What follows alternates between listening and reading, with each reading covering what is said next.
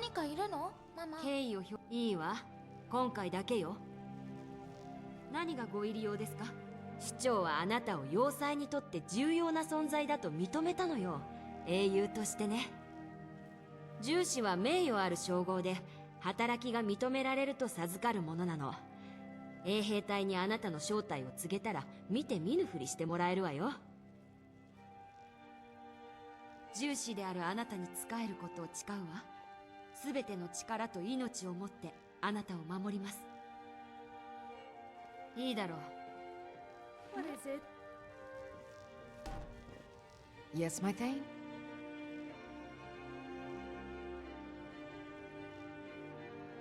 私の力が必要ならあなたの家に戻っているわ。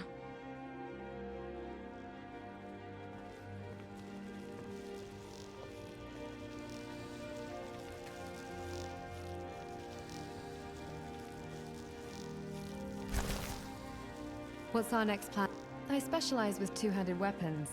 You know that already. I'm fair with other combat arts as well, like archery and one-handed weapons. However, I don't know much about spellcasting right now. Still working on that. And if I don't have a weapon on me, I can use my fists. I've been told that they punch like steel, quite literally. I'll keep it in mind. Thanks. Sure, what were they? Just recently, actually. And out of desperation, during one of my old contracts. Kind of a kill or be killed scenario. I'm lucky I even got out of that scrape alive. However, that's a story for another time. I'm not. I'm still barely mediocre. I only just know how to fire a bow. And I don't even hit my targets half the time. What's my strategy?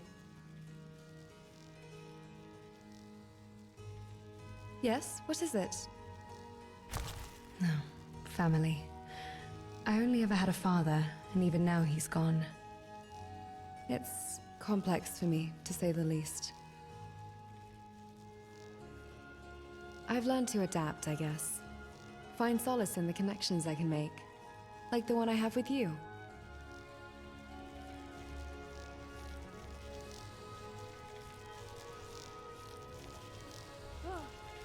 What is it?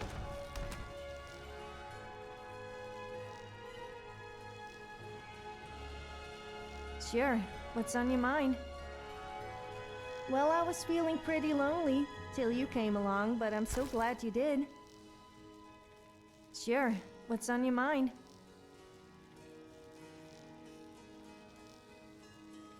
Well, there was someone, but he wasn't from Skyrim. He was a Breton from High Rock. I took him around Skyrim to see the sights. Well, mainly the taverns, but unfortunately I turned out to be too much to handle for him. I mean, who doesn't like to get drunk? Perhaps if someone else was interested in me, though?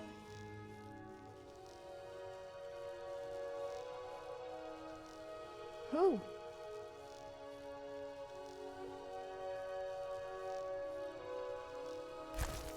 Jealous? Me? I have never been jealous of anyone. Everyone is jealous of me. I don't care about you or who you like.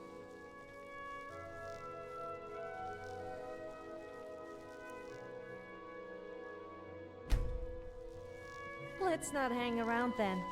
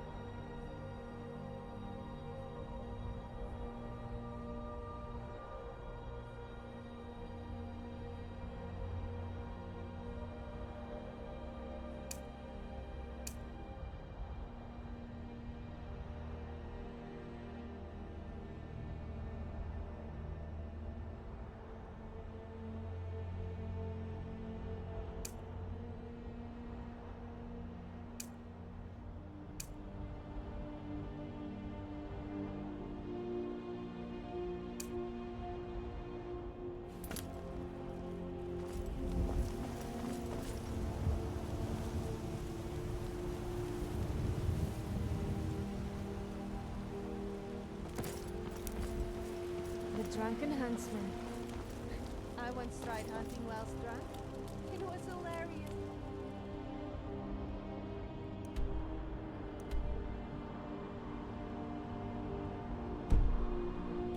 I shot some wood out of the bottom and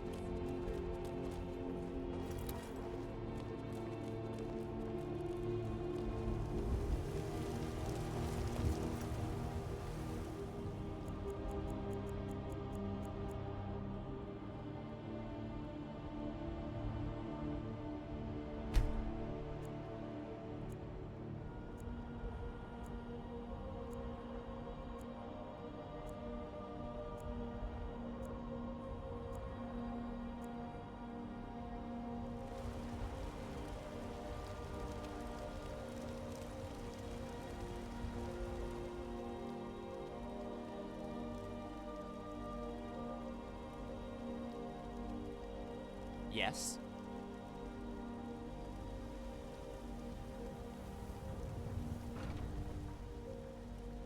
I'm a jack of all trades and a master of none. I'm good with a bow, but I can't say I'm great. I know a few spells, but I don't know enough. What I can provide is effort. Some will call it bravery, others will call it foolishness, but no one will ever say I didn't give you my all. Officially, I play what the patrons ask me to play. Unofficially, well, let's just say I'm not so good with the lyrics to certain songs. Aggression, oppression, who knows what these words really mean? Certainly not a poor, uneducated bard who only speaks in melody. It means I dislike the Thalmor. Anything to annoy them is fine by me. People who worship Talos seem to be high on the list. Same reason I hate vegetables. It's in the blood. The city feels too open. Not my taste. ヘルゲンがドラゴンに襲われたらしい。どんな恐ろしい奴が来ても準備はできてい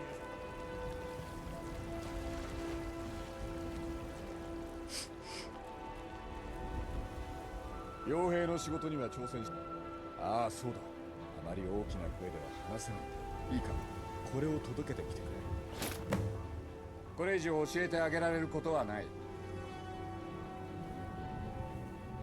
いや違うよ。でもあんたみたいのとは馬が合いそうだ。いや、自分はレッドガードだ。家族は帝国地域の出身だが、幼少時代に故郷を離れたんだ。それ以来転々としている。おい、危ない! Enough of that.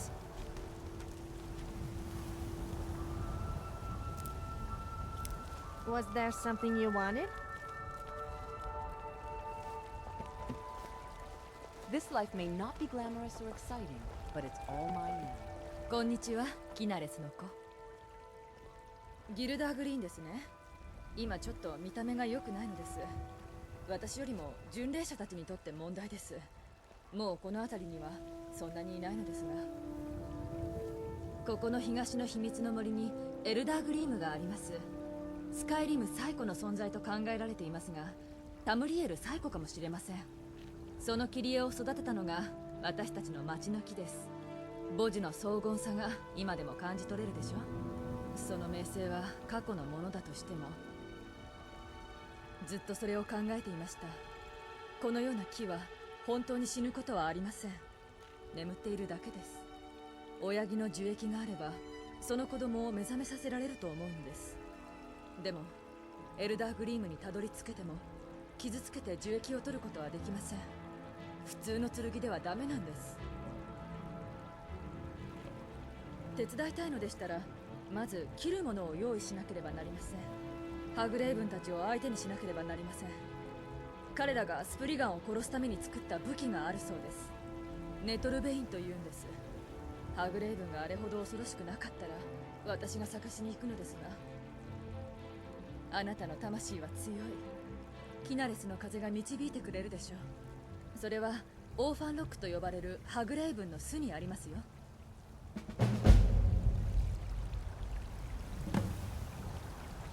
I'm all ears. Well, not literally. もう of あの course. 汚らわしいハグレジョリックの姉妹、かわいそうな子よ。あの一族の血には代々呪文が受け継がれている。それは必ずしも恩恵ではないの。どうもありがとう。手間賃よ。とても古い木です。何千年も昔、最初の人々がアトモーラからやってきた時には苗木だったと言われています。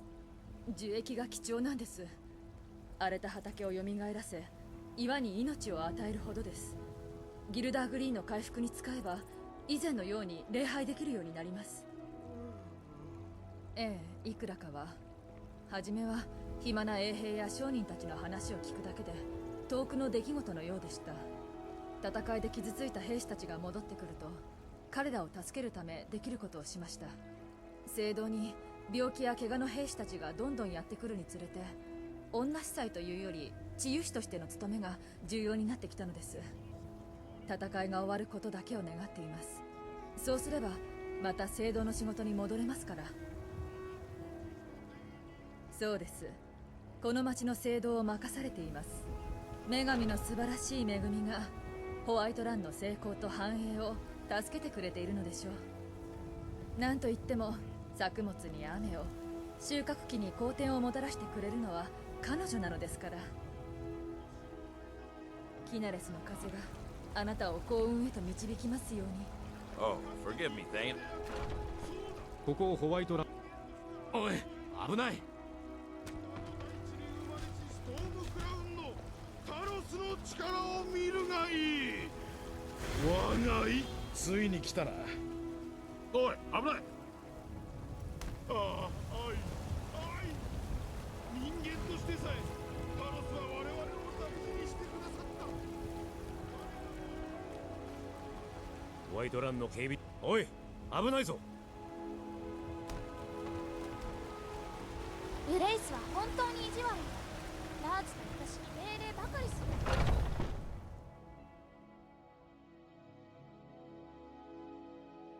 さあ入って。必要なものがあれば何なりと。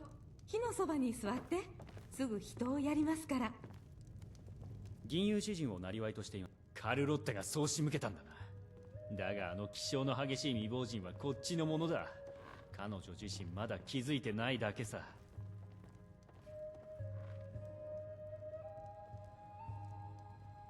言う通りかもな。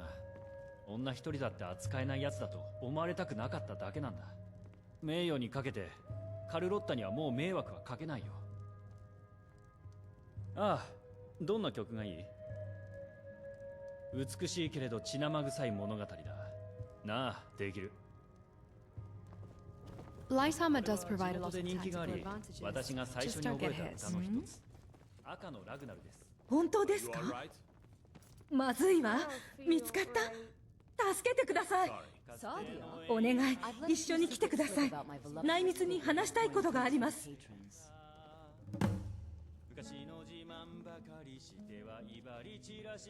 早く一緒に来て。だがついに黙る時が来た。盾の乙女はスカイリムではまだそれほど。おい、危ないぞ。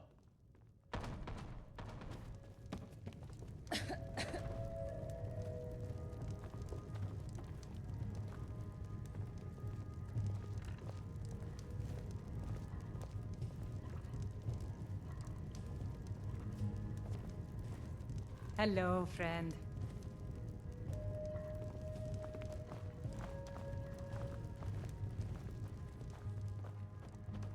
Maybe I should take up cooking lessons. Then maybe I could open my own inn one day where the girls are treated right. それであいつらの仲間なの？私を好きにできると思っているの？もし指一本でも触れたらその指をなくすわよ。言葉通りよ。お前を真っ二つにしてやるわ。ではアリクルは私の居場所を知っているのですね。どんな条件？ゴールド？なら助けてください。この町で信用できる人は一人もいないんです。私はホワイトランの人々が思っているような人間ではありません。本当の名前はイマンと言います。ハンマーフェルのスーダ家の貴族なんです。私を探している連中はアリクル。アルドメリ自治領が雇った暗殺者です。私の血と引き換えにゴールドを手に入れるつもりでしょう。見つかってハンマーフェルマで連行されて処刑される前にあいつらを見つけて追い払ってください。連中は傭兵でお金のために動いているだけです。リーダーのケマツという男を倒せばあとはチリジリになるでしょう。私は顔を見られたくありませんし、私だと見破られては困ります。だから彼らの居場所は自分で探してください。町に忍び込もうとして捕まった者がいると聞きました。監獄に入れられているならその者から聞き出せるかもしれません。お願いします。困難で危険なことをお願いしているのは分かっています。でも他に誰も頼れる人がいないんです。それはよく分かりません。アルドメリ自治領への反対意見を公言したから、多分それで連中が雇われて追ってきたのだと思います。町の衛兵が片付けてくれると信じて隠れていた方がいいとでも？連中は悪党です。ずる賢くて嘘つきで、機会さえあれば誰にでも賄賂を送る。ホワイトランの連中は誰一人信用できません。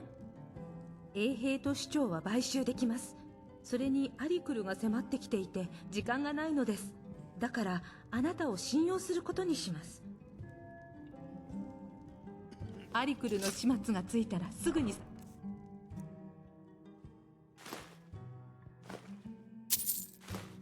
しに来て。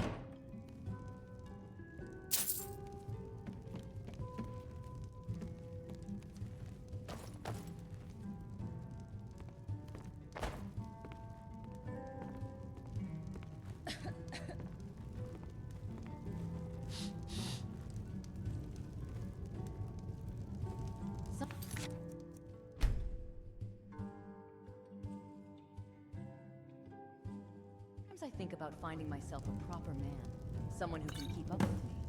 But then again, they're usually just as much trouble as the customers are.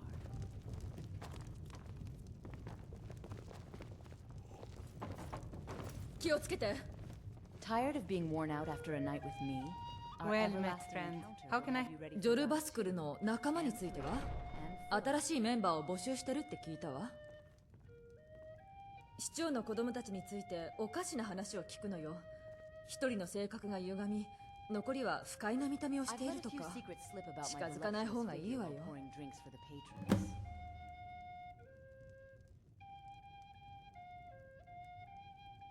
Be careful and stay safe. ああ。ちょっと見てくれ。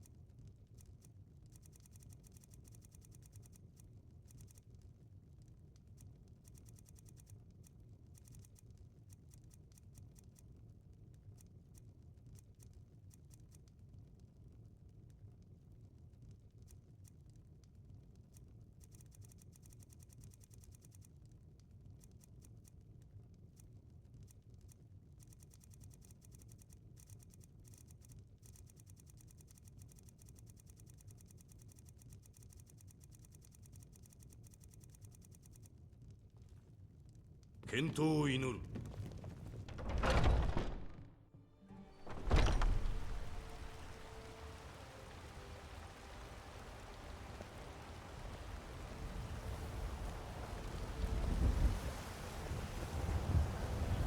Hello, friend. おお、こいつはすごい。アルゴニアンエールだ。感謝するよ。さあ、この治癒の薬をやろう。聖堂で見つけたんだ。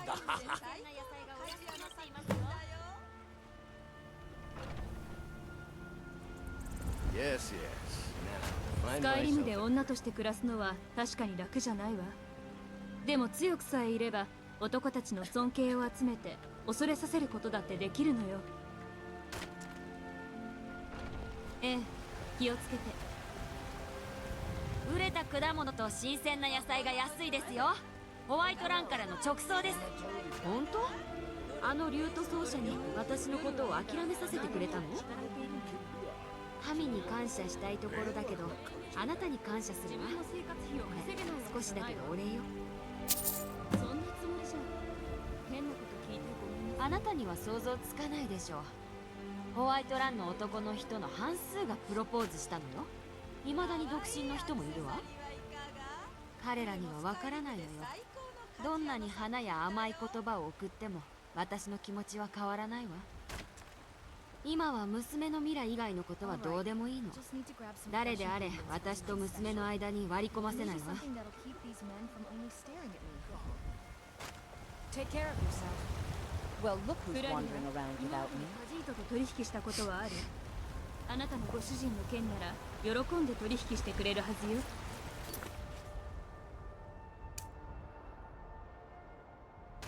エオルンドほどの腕ならよく来たな、我が仲間よ。よく来たな。そうだ、生まれた時からずっと俺たちバトルボーンは初めからここにいた。グレイメイン家と一緒にな。お互いの家族はみんな何世代も親族のように仲良くやってきた。だがグルフリック・ストームクロークの反乱によって分裂してしまった。今や拳が飛んでくることなくお互いの顔を見ることもできないほどだ。残念だし馬鹿げたことだよ。ドラゴンがスカイリムに戻ってきたらしいな。今ではそっちの方が深刻な問題だ。新しいメンバーを採用しているのかどうかはわからないが、同胞団に話を聞いてみるといい。彼らの広間ジョルバスクルにいる。仕事というのが残虐な戦闘で自分の剣を試してみるという意味なのだがそれは何よりも一番重要な問題だな。バナード・メアに行ってみたらいい。フルダばあさんに会えば蜂蜜酒を浴びるほど飲めるよ。だけど銀融詩人のミカエルには気をつけろ。気取ったガキがいたらそいつだ。銀融詩人の名を貶めている。我々ノルドは戦士詩人としての長い歴史がある。俺自身もその一人に数えられると自負している。だがミカエルは金やら女の恋愛やらそんなことばかり歌って我々の伝統に泥を塗りやがった。おい、危ない。 Yes, I'm listening. 占いのためオラバに会いに来たんだね。あいにくだけど今は気分が乗らないんだ。あなたが一番好き。お母さんになってくれる？しかしあなたはかつて人間であった。そうだ。お姉さん、コインをくれませんか？ Just because you carry a sword, it doesn't make you tough. It's how you use it. お腹が空いた。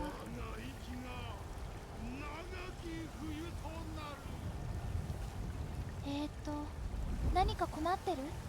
それでそんな風に隠れてるの？この土地をあなたに作る。私はこれをレッドレギオン、あら？あなたのに行う。あなたを愛しているから。ああ、愛。人間としてさえタロスは我々を大事にしてくださった。彼彼が我々一人一人の中にスカイリムの未来を見ていたから。タブリエルの未来を。そして見よ友よ、この醜い真実。俺たちは人間の子供である。タロスは人間の真なる神である。人間から昇華し霊魂の領域を支配した。まさにこの考えがエルフの大君主には想像も及ばないことなのだ。天国を我々と分け合う人間と彼らは我々が地上にいることさえほとんど我慢できない。 I'm all ears. Well, not literally, of course. 奪った。しかし明日はどうだ。その時 Let me guess. You want to talk? 仕事を奪わせるか。子供たちはあなたの。 What's on your mind? そして帝国は何をしているか。何もしていない。 I'm all ears. Well, not 変な literally, of course. 公園の木がとても悲しそうよ。かわいそうだ。こんにちは。ブレナインがそうするべきだと言ったの。親切にしてくれる人は彼だけなの。ママが死んでからおばさんとおじさんが農場を乗っ取って私を役立たずと言って追い出した I の。 don't know why the companions think they are so honorable. Bye now, miss. They sent some hired thug to beat up some priest in the temple of Kinneret. As if a priest has ever posed a threat to anyone. 何 Lars is such a milk drinker. He can't even stand up to a girl. 何無価値なしもべである我々は称賛する。あなたの慈悲と善意によってのみ我々はオルフリッド・グレイメン家がまた他人のせいにしようとしているんだ。奴らが帝国に背いたのもドラ息子が帝国に弓引いたのも私のせいではない。にもかかわらず我が一族に罪を着せ名誉に泥を塗ろうというのか。ふん。バトルボーンの名は伝説だ。古い歌に歌われ代々伝わる武勇伝にも出てくる。バトルボーン家万歳と酒場で人々がわめく。手を出すのは最初、杯を置くのは最後。我らには名誉がある。富と地位もだ。ああ、それに豊満な女たちがスカイリムの凍える夜にベッドを温めてくれる。さて、それが答えにならないなら他の言葉で言い表せ。野蛮で生皮をまとい斧を引きずってる連中だ。なぜご自慢のご先祖様同様に洞窟へ住んでいないのか不思議なくらいだ。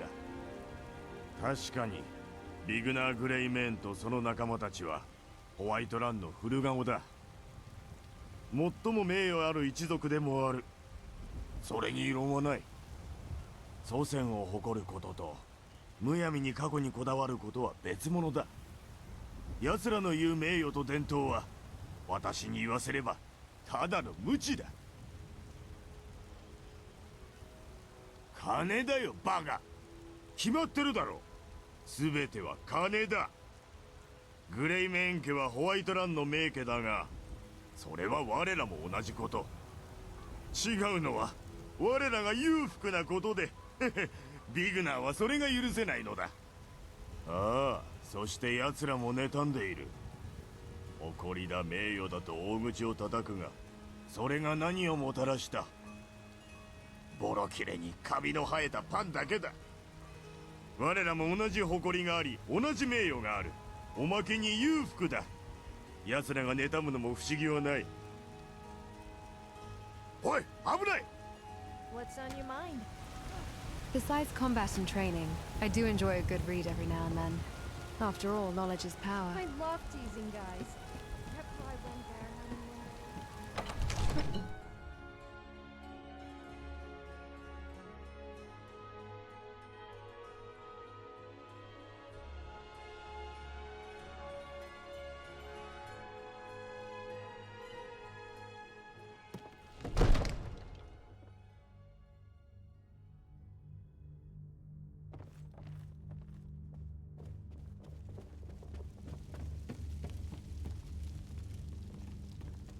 お偉方の使用人に過ぎない身だが、自分の仕事に真剣に取り組んでいるのは主張にも劣らないよ。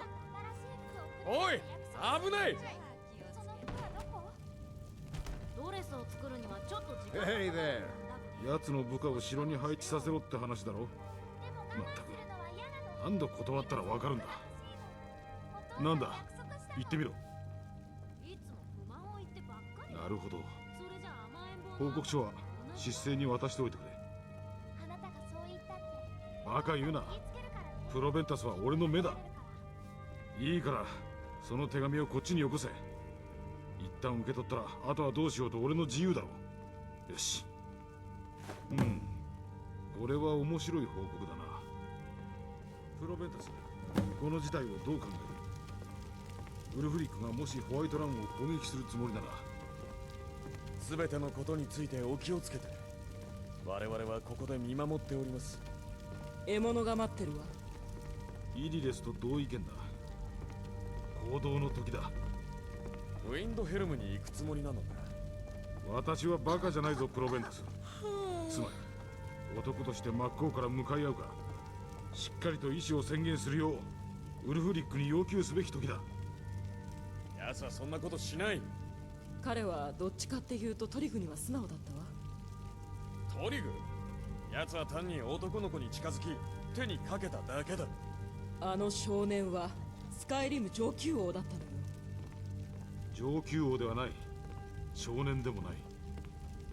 ウルフリックが私の古いやり方の支配に挑みたいというなら好きにさせろ。だがおそらくあいつのストームクロークとやらを派遣してくるだろうがな。そうよ。彼はもう自身の強さを確かめた。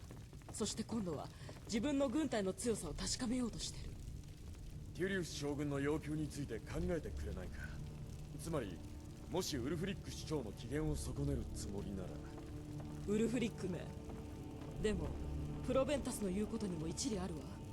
ウルフリックがそれをはっきりさせてくれた。彼の考えでは自分の要求に従わないことは帝国につくことと同じなのよ。何か必要なものでも？部下の代わりに帝国軍の兵士を何人か死なせたところで何の問題がある？まるで臆病者だ。臆病だから白金協定を受け入れたってわけ？またこの話か。あれは状況が違った。条約の条件に反対する機会が与えられたか。 I get lost sometimes.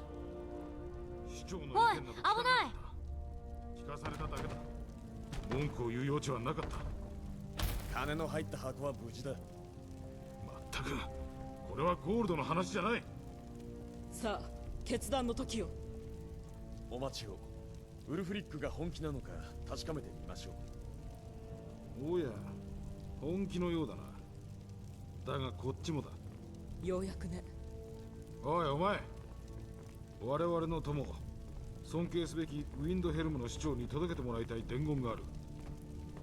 この斧をウルフリックストーンクロークに渡してくれ。スカイリムに来てどれくらいになるんだ？そうだ、その男に斧を渡せ。もしその斧を返してきたら決着をつけるべき問題があるってことだ。返してこないならお互い平和を保てる。互いに理解できる者同士が無駄に言葉を使うことはない。一人の戦士が別の戦士に斧を渡すという行動には単純な真実しか隠されていない。ウルフリックなら俺の言わんとすることがわかるはずだ。ああ、彼は危険で血に飢えた男だがノルドでもある。我々の伝統には敬意を払っている。落ち着いて行動すれば危害を加えられることはないさ。終わったらここに戻ってこい。ウルフリックの言うことがはったりじゃなければホワイトランを守るために一人でも多く有能な者がいるからな。よしよし。プロベンタス、ペンを取ってくれ。それと良質な用皮紙もな。手紙を書くのですか？ああ、トゥリウス将軍にだ。帝国軍を受け入れる前に少し明確にしておく問題がある。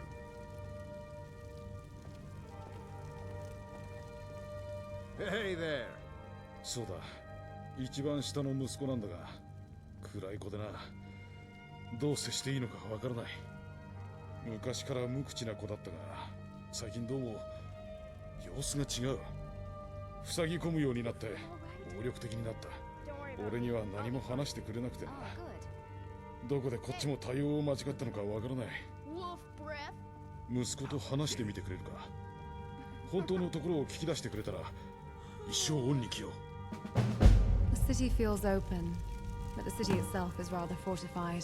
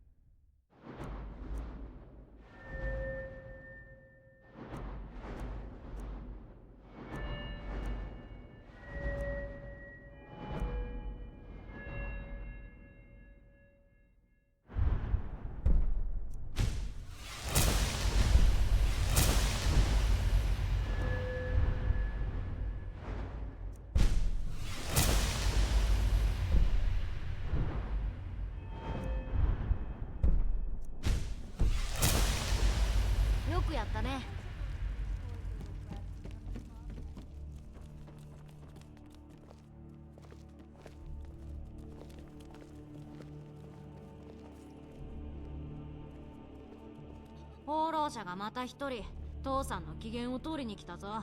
やったね。あのムカつく豚に言われて邪魔しに来たの？いつか僕にちょっかい出せないよう顔を引き裂いてやる。お父さんは僕のことを何も知らない。でも僕はお父さんのこと知ってる。戦争のこともお父さんが思ってるよりいっぱいね。あの男がまだタロスを崇拝してることも知ってる。サルモールのことストームクロークと同じくらい嫌ってるんだ。ホワイトランから追放されるのを怖がってることもね。それから僕のお母さんが他の兄弟とは違うことも。この城は古いんだ。長い間誰も立ち入っていない場所がたくさんある。そこではいろいろなことが聞こえたり見えたりする。それとささやきの女もね。名前は教えてくれない。鍵穴に耳を澄ますのは得意なんだ。地下の扉の前にいると僕に話しかけてくる声が聞こえてくる。捕まったのかと思ったら彼女がいろいろな秘密を教えてくれたんだ。でも僕はその扉を開けられない。地下だよ。大丈夫。すぐにわかるよ。きっと話しかけてくるって。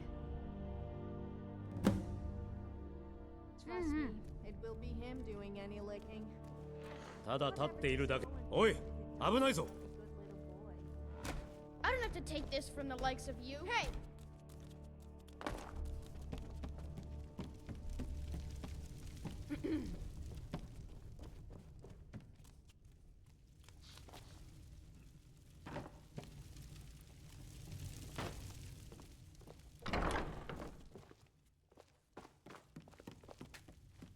ようやく我が意志を遂行するによりふさわしいものを待っていた。あの子には野心があるが代理人が足りない。残念ながらお前の次元にはあまり直接的な干渉ができないのだ。まあ我を知らぬ点については多めに見てやろう。我がささやきを聞くことのできる者も少なくなったゆえな。我はメファーラ、ささやきの女皇。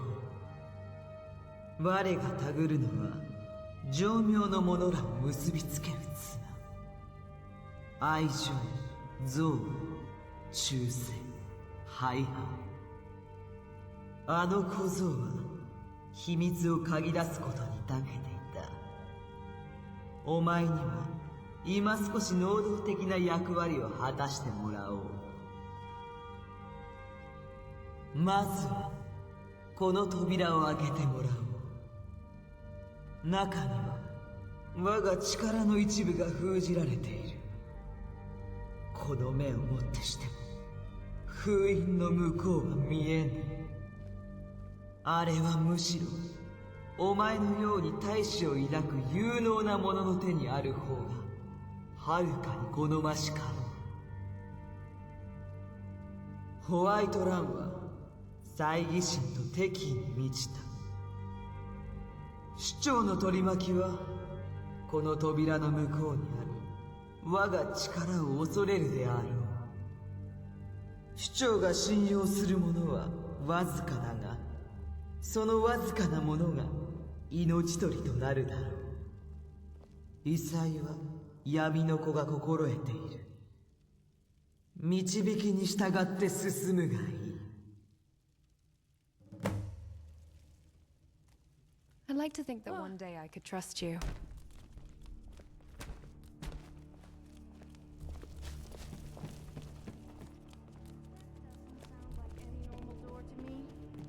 I reckon there's something evil lurking behind it. So, be on your guard, and don't trust what it has to say.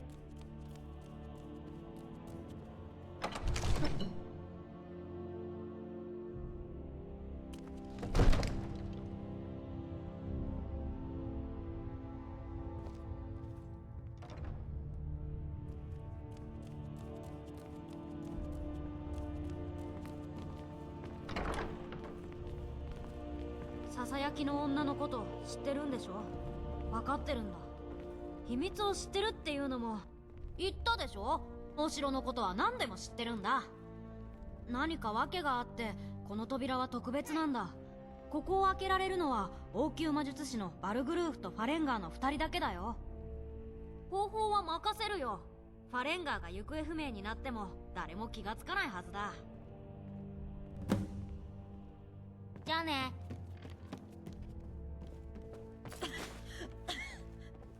Oh, how are we supposed to get the key? Huh. I suppose you could try and steal it somehow. .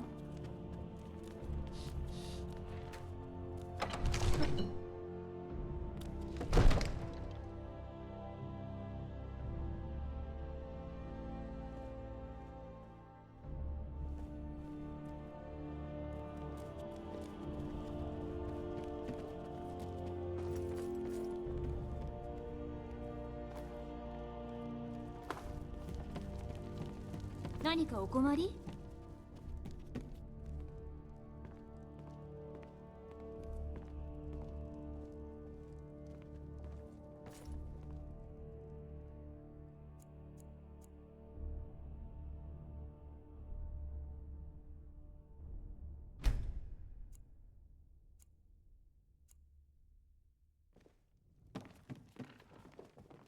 友よ、神々の祝福がありますように。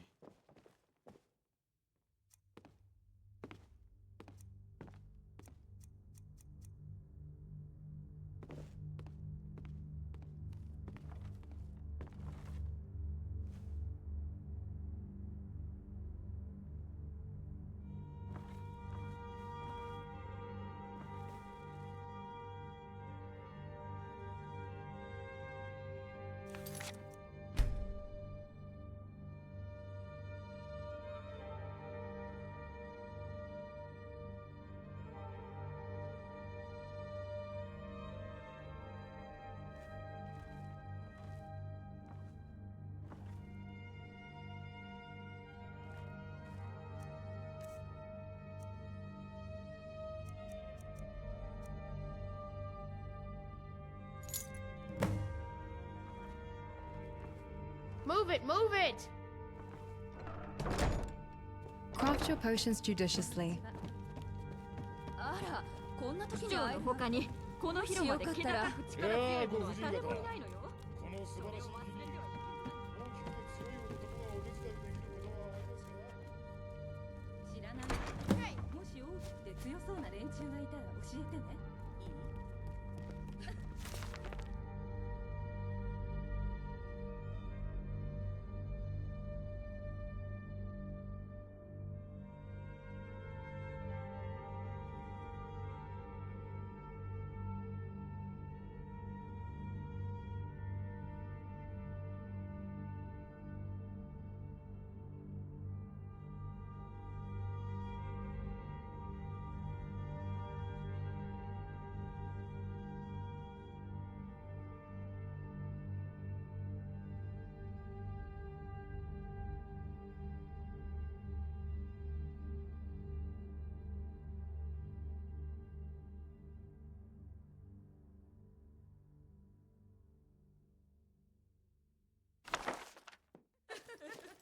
目覚ましい働きであったぞ。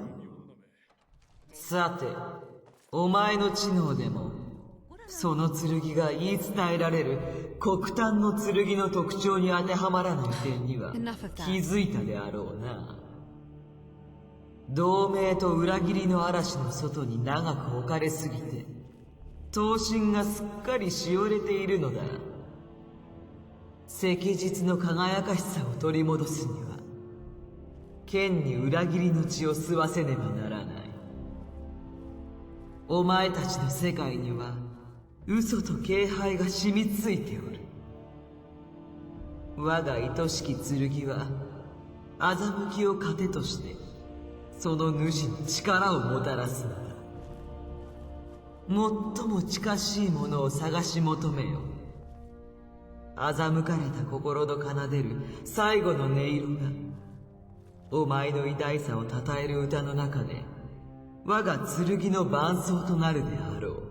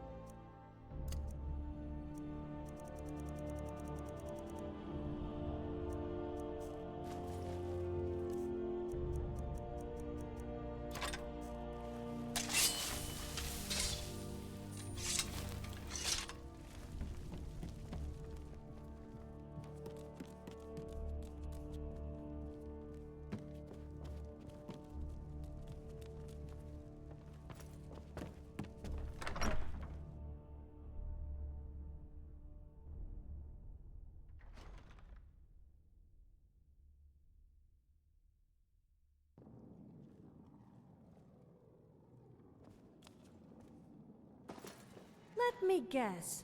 You want to talk? Greetings, fair lass. It's not often such beauty is allowed to blossom in such a cold and dreary place. They call me Larkspur. That name should tell you anything you need to know, and everything you want to believe. And I consider it bad form to leave a comely lass wanting. Perhaps you may have heard rumors regarding my vicious appetite for women, and I assure you, I'm never vicious. You may have heard I'm a nefarious rogue who robs from the wealthy and gives to the poor, but there is nothing nefarious about justice. You may have heard I'm as tall as a giant and have claws like a werewolf. Was there something you wanted? I submit to you my hands as evidence, and you'll find that they're strong, but their touch is gentle.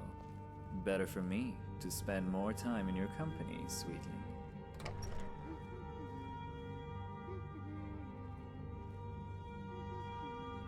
Most of my stories center around beautiful lasses, and this is no different. This story happened shortly after I was released. I received a letter from a courier penned by one Delvin Mallory.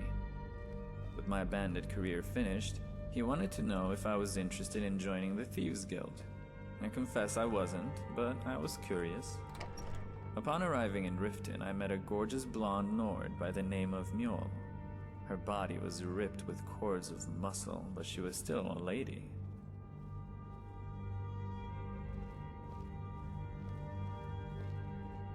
I chatted with this tall drink of a woman, and learned she was far too righteous for one so filthy as I. Of course, that never stopped me before. Yet, even as we talked, I could sense the eyes of another watching me. Now, I'm used to the wandering eyes of ladies, but these were filled with malice. That night, I met Delvin outside the old Ratways. He put a blindfold on my head and led me to the Ragged Flagon. It's inside the guild that I met those eyes for the second time. Her name was Vex, and she said she had a job for me. Then she smiled. A rictus grin, so beautiful, yet so wicked. She never stopped smiling when she uttered the name of the mark. The name was Mjol.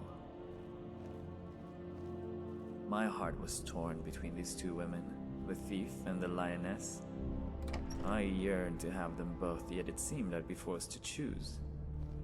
According to Vex, Mjol was staying at a man named Aaron's house, some worthless cuckold who shadowed her around wherever she went. A visitor had informed Vex that a bejeweled ship made of solid gold was kept in the guest room where Mjol slept. If I stole the ship, I'd prove my worth to the guild, and to her. I did what I always did when faced with a difficult decision. I went to the tavern and took in the noise. It's the silence that I can't abide. Something didn't sit right. Mjol didn't seem like the type to purchase what amounts to a big gold boat, and Aaron, I've met men like him. Spineless, meek, and hopelessly in love. The kind of man who'd never let a lass sleep in a guest room, just as a lass would never sleep with him. When I broke into the house that night, my suspicions were confirmed. I bagged Aaron's golden ship and returned to the Flagon the next morning. But this tale has a sad ending. For while Vex was pleased and Mjol unsullied, in the end, neither would submit to my charms. If it's a tale of danger and intrigue you wish to hear, then I've got a few. Now, there are many perils I encountered on the road as a bandit, but the most terrifying by far I met in the Drunken Huntsman. She was a raven-haired lass, Dunmer, with streaks of gold framing eyes like midnight. She called herself an artist. I asked if she could paint my friend's picture. She said her price was 500 gold. 500 for a bloody picture, I thought, but I was drunk, so I paid. Bloody was right, and it was my friend that night who paid. Then, perhaps it's time we dispense with the words and retreat to somewhere more private. Would you believe me if I said to meet fair lasses such as yourself? I won't insult your intelligence with such a rehearsed approach. Yet, it's not all lies. The lass is most fair.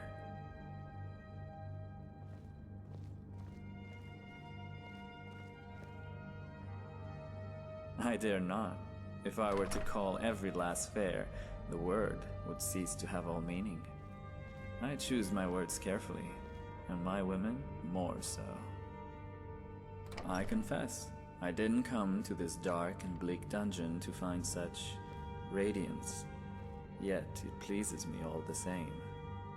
I come here every day to remind myself that I'm a free man, and to appreciate all the beautiful gifts life has to offer. I'm a bandit, a thief, which might strike you as odd considering this dashing head of mine is still attached to its body. After all, in this land only the rich get a trial, whether your capital is coin or politics. My pursuers couldn't execute me because I turned myself in. I turned myself in because the Jarl can't risk an execution. With the civil war going on, there's too much turmoil, and the Jarl knows his chair isn't exclusive to his bottom. To execute a bandit who sacks finely clothed men and spreads the coin among the people, well, that won't make that chair any more comfortable. Now that's a time I don't mind revisiting. They called me Poverty's Prince, which, like the king in rags, is both the title of disrespect and honor. Whether a person thought it one or the other could tell you all you needed to know about their station. I myself accepted it with great pride.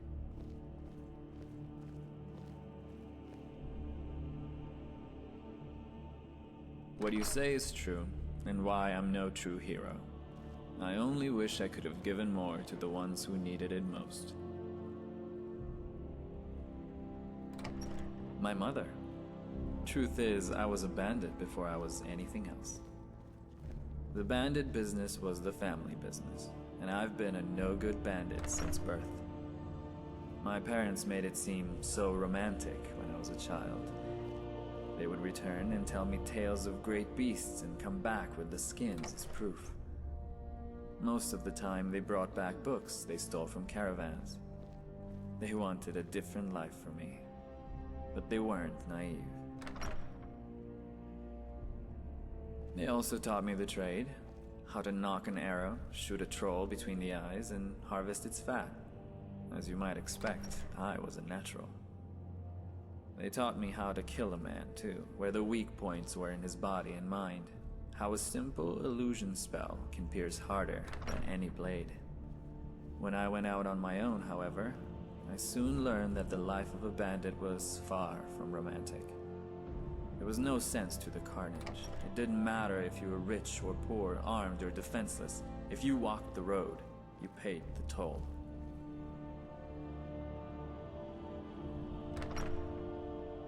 I agree, but you'll have a hard time convincing a bandit of his moral obligation.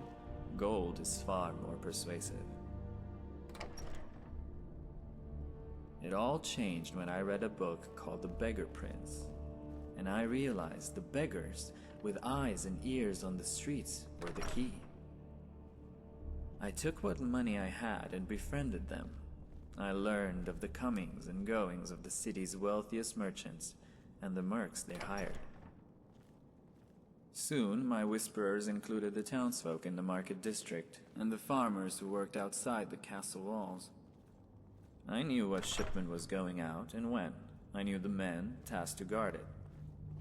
What time they woke up, their favorite drink, if they pissed in the river or liked to use a latrine.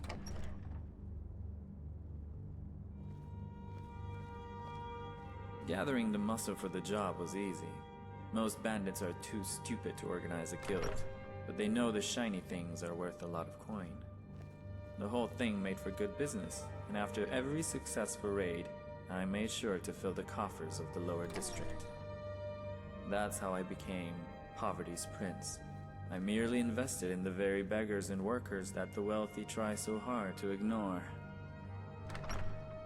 When the merchants found it too difficult to stop our raids, Alfred Battleborn used his considerable resources to threaten the people.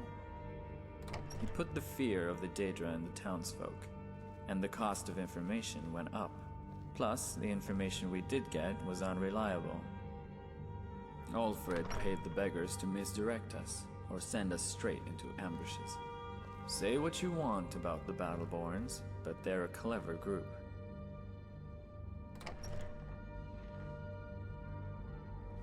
You'll find, my lady, that my confidence isn't without reason. And yet, while it's true that I'm an experienced lover, I'm not experienced in love. Perhaps you will be the one to win a lavender flower from me. Oh yes, to me, the lavender is the perfect embodiment of a woman, and I only give it to those who define that ideal. Which is what I'd say to a serving girl, but you aren't that, are you? No, I suspect you like a more forceful approach. I wonder if it's not the dashing prince of the poor, but the daring bandit you desire. While I enjoy both roles, I really prefer the latter, as it's much more honest.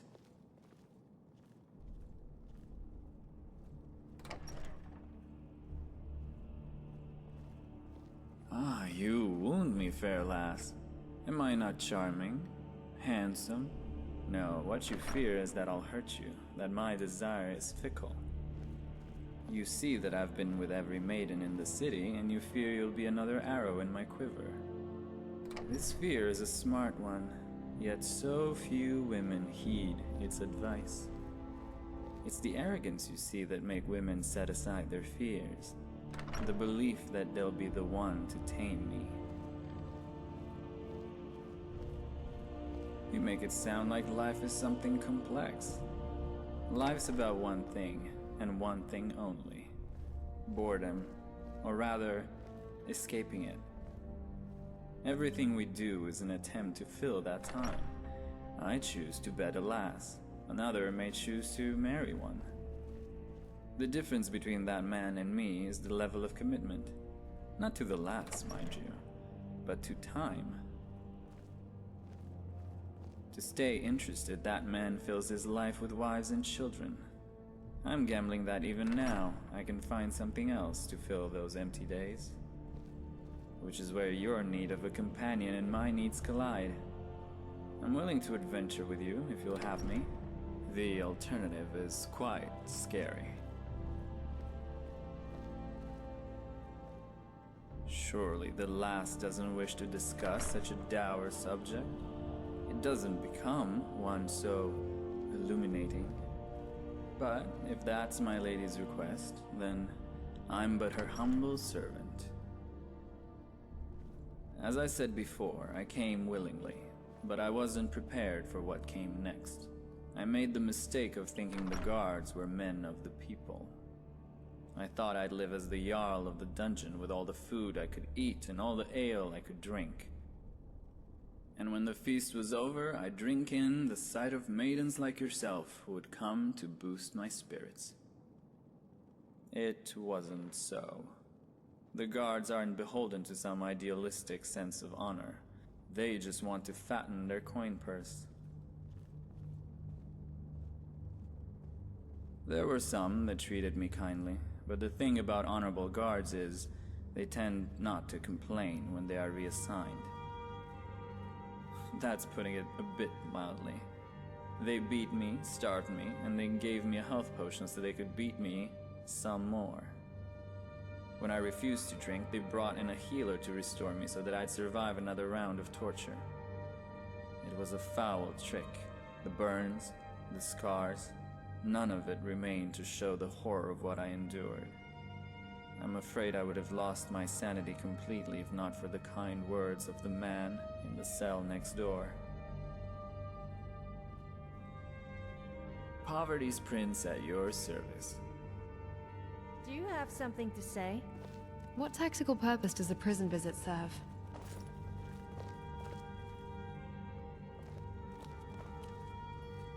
Hey!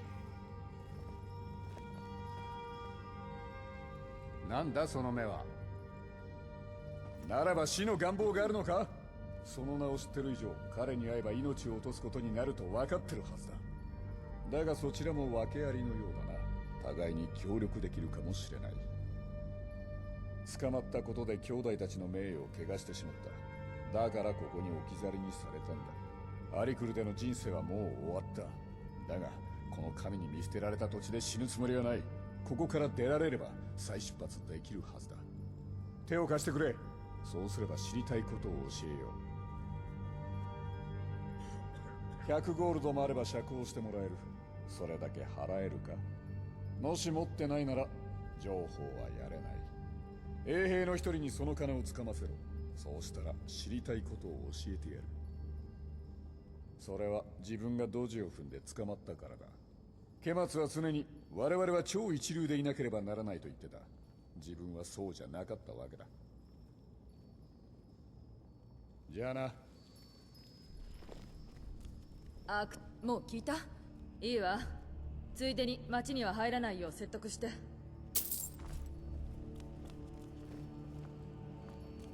砦にドラゴンを捕らえ。うん。You're dumb. Shut up. Figures. You elders are always so boring. Hey!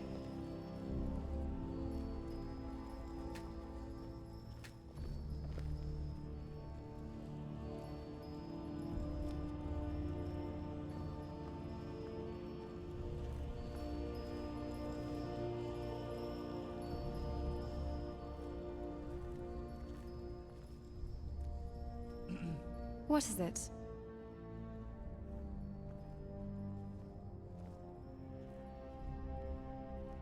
Ready to adjust my tactics? Just let me know what you need.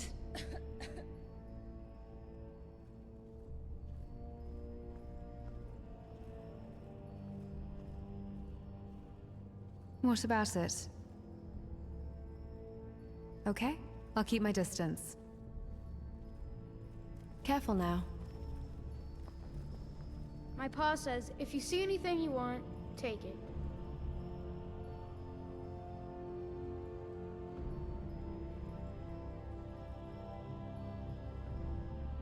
Yes?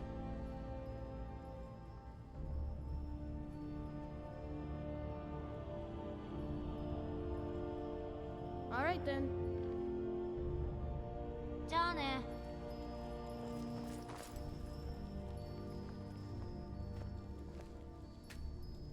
なんだその目は。金を払ってここから出してくれれば知りたいことを教えよう。結構。ケマツはホワイトランの西。そこは詐欺師の隠れ家と呼ばれる目立たない小さな洞窟だ。分かってると思うが、あそこに足を踏み入れたら二度と戻っては来れない。奴らに殺されるぞ。だがそれはこっちの知ったことじゃない。罰金は支払ってある。釈放しろ。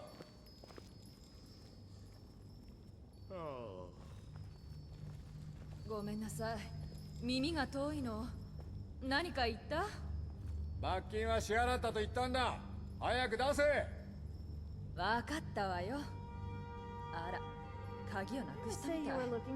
見つけるには時間がかかるかもね。待っていて。そのうち時間ができるから。この野郎！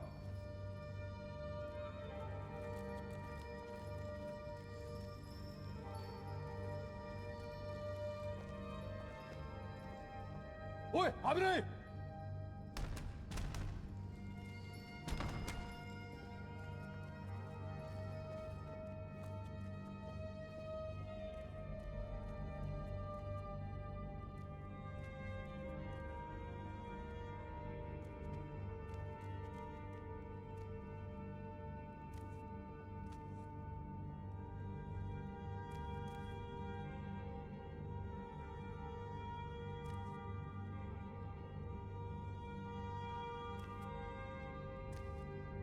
！Look! Fuck!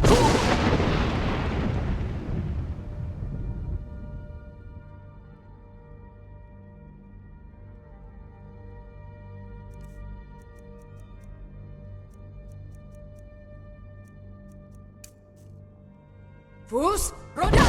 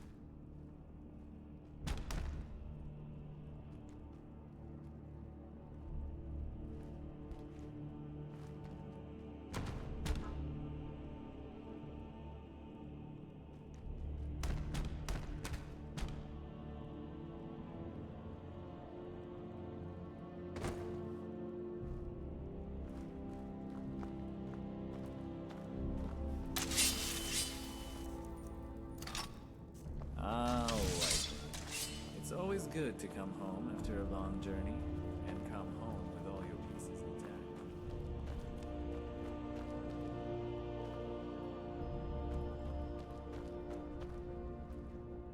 Hey!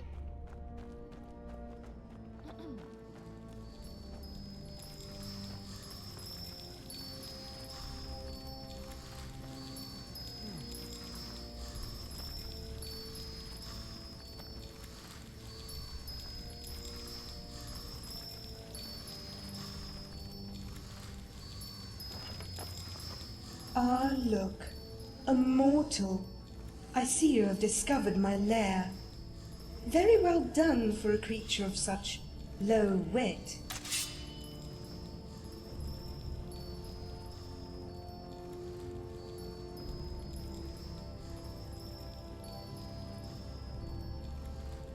peas for brains and onions for eyes.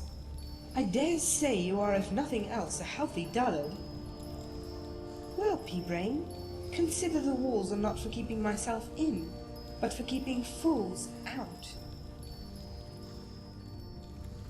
I am a wisp. Does that answer your question? No? Very well, I shall explain. Essentially, at the core of my being, I am a ghost. Or rather, the imprint of a living soul.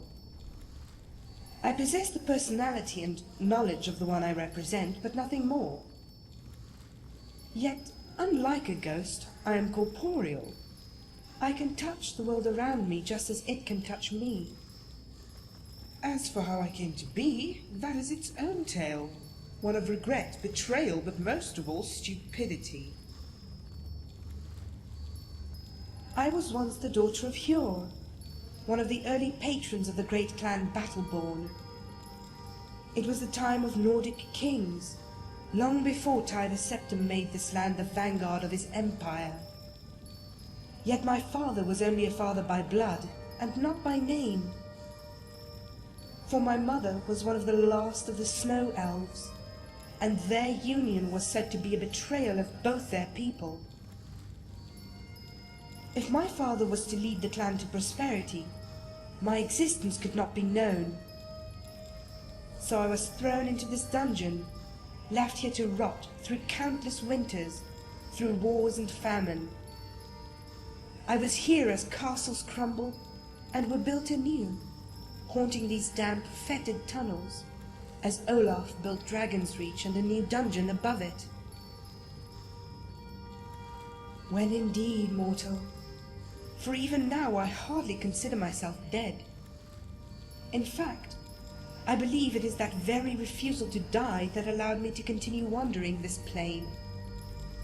Living in this squalid pit with only the rats to serve as meals, the only motivation I had was to outlive my father. I lived for the day when he lay on his deathbed, summoning me to his chamber in hopes that I would absolve him of his betrayal. The dying always believe they can use their own deaths as a shortcut, a way to receive forgiveness from those they wronged in life. I vowed not to pity him when that moment came. I would spit in his face and let him greet the sun with a glob of milky white hanging from his beard. Only he never gave me the satisfaction.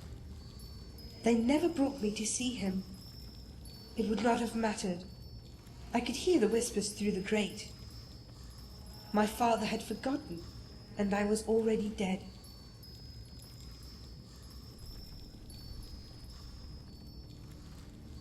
What became of her I learned from the guards, who whispered stories from above. She fought for the Nords, they say, against her own kind. She killed hundreds of her own people, watched the genocide of an entire race, all for the love of a man who would never make her his wife. To put it simply, my mother had lost her mind. They say in the end she was killed by the beasts of the wild, having ventured too far from camp.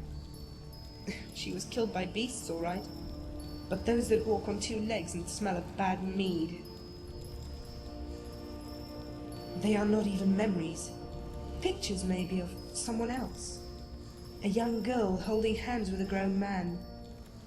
He calls her his little mountain flower and places one in her ear. They head on over to the market. He shows her one of the fish at the monger's stall. A salmon as long as a mortal's arm but as fat as a house cat. He lifts her on his shoulders so she can touch it. It wiggles a bit and she squeals, drawing her hand back. The man smiles. It was a conjuration trick. A touch of life. The man tells her she should be careful around the dead, for in Skyrim, the dead never die. Sage advice indeed. So I've heard. There are no shortage of rumors that I'm privy to in this foul sewer. I wonder, as Ulfric plots the demise of the Greymanes, if he even knows his son is in love with one. I also hear they are Legion pets, loyal to an empire led not by a dragon king, mind you, but high elves. What sweet irony. It brings me no shortage of joy to know my father's namesakes now defile his memory in this fashion.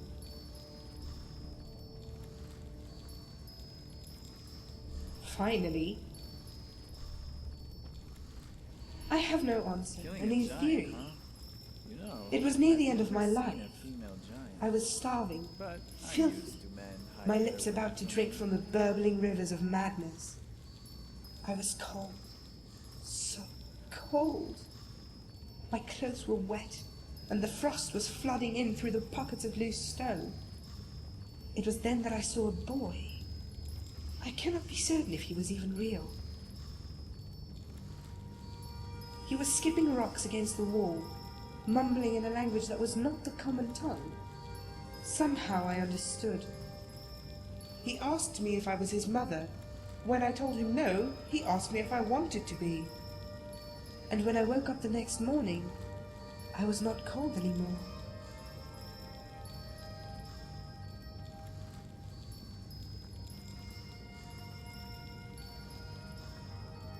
Perhaps the half-wit is right half the time. Becoming a wisp may be the fate of all wayward snow elves, who know not of where our family rests. Born of cold, and to cold they return. But those who are lost can only sing to the wind. Is the chime of a wisp a beacon? Is its plangent bell a desperate cry, praying to the gods for an answer?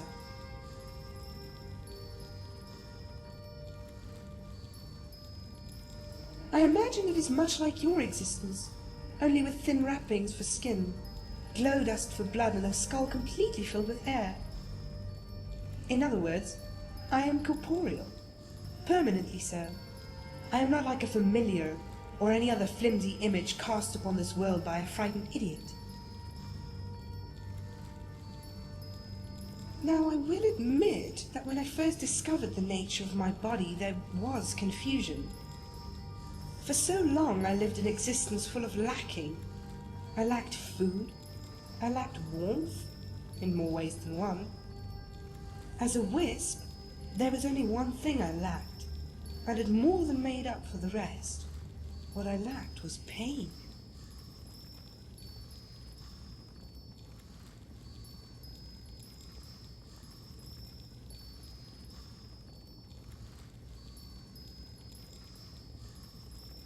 Jealous of my figure, are you, girl? Do not worry. We will find you a mate. I think I saw a skeever scuttle about just a second ago. It was very well off. It had its own rat hole and a large chunk of moldy cheese. Let's hope for your sake it isn't too picky. Aren't you the bright one? You figured out I wasn't an ordinary wisp mother, and you did so without the aid of pictures. Good for you! I cannot say for certain why I am still lucid whereas others are not. Only that I believe it has something to do with its location. For all my life I wanted vengeance against those that wronged me, and it is that singular focus that brings thought to this one's partial existence. Who is to say what would happen if the object of that enmity, the very descendants of the one I despise, were to leave Whiterun for another hole?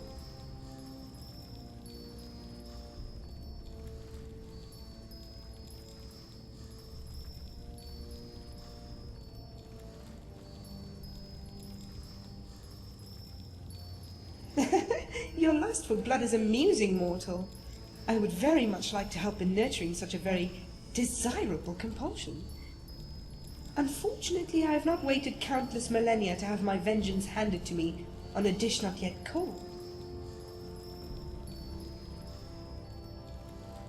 Goodbye, little mortal.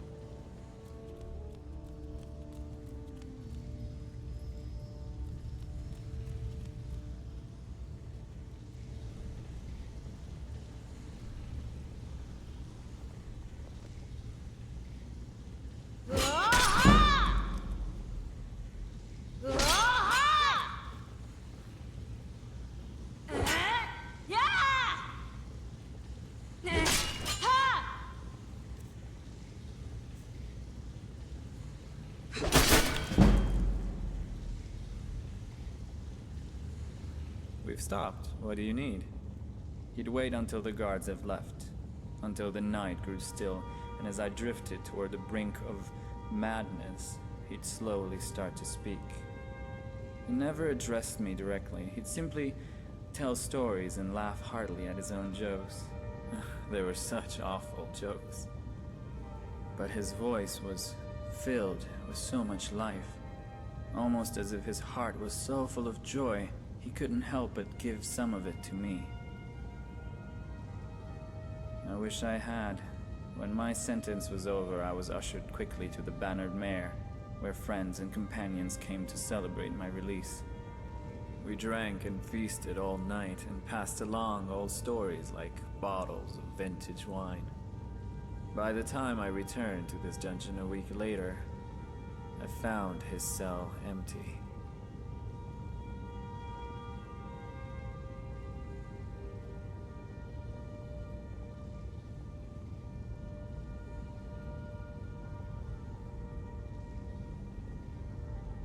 I'll stand guard until you get back.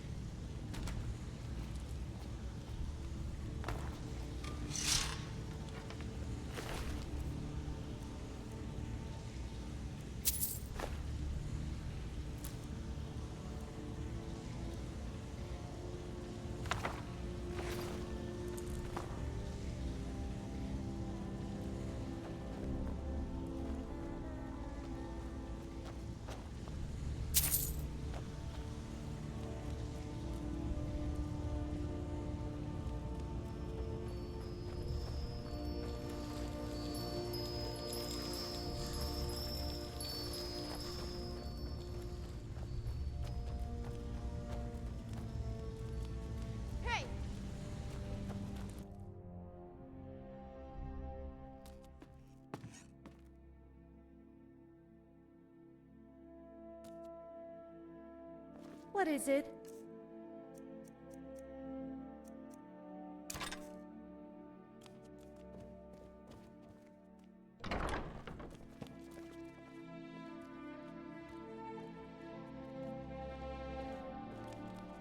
噂が魔術師の炎のように広まってる。大きな悪が破られたわ。あなたは私たちみんなを救ったのね。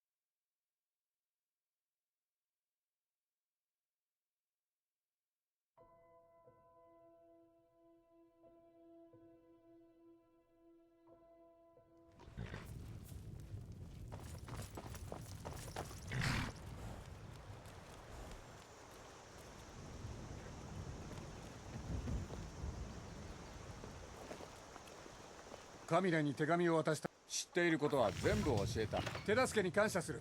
これを受け取ってくれ。工場で働いて貯めたもんだ。これ以上教えてあげられることはない。Hello.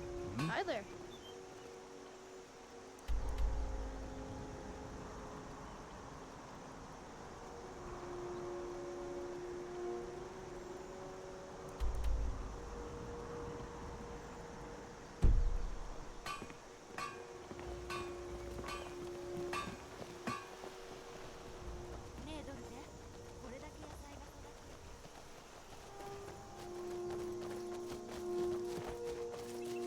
Hmm.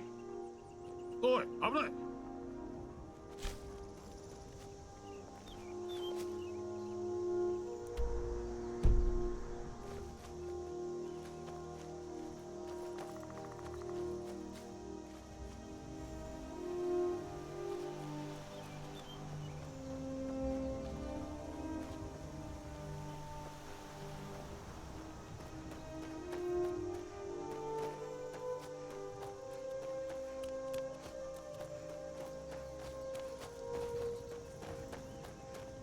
ああ、おい、危ない。What is it? 何かお困り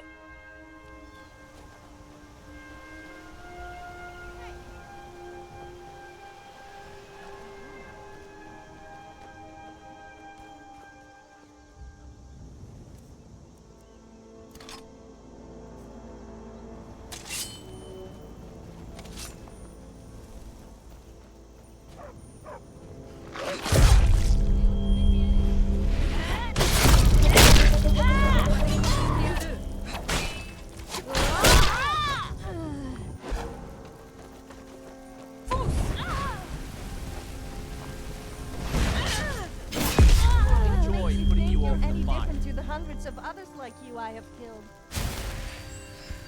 I'm 11 years old, and I can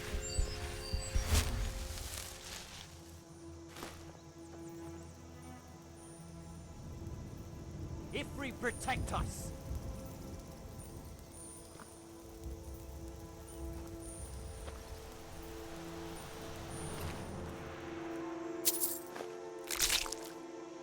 You're lucky I have company, so I can do unspeakable things to your corpse. I don't like your chances, fiend.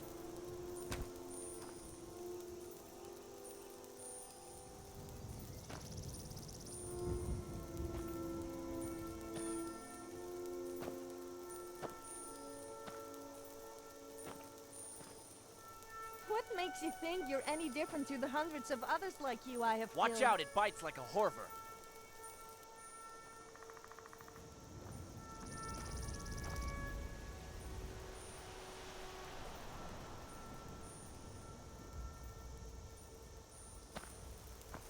You've obviously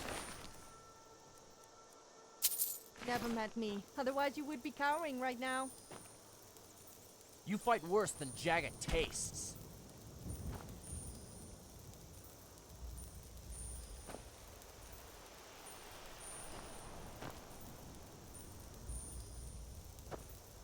You're going to need a bigger weapon than that.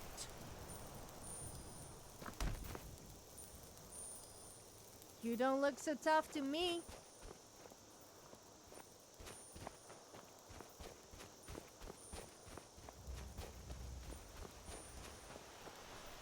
What makes you think you're any to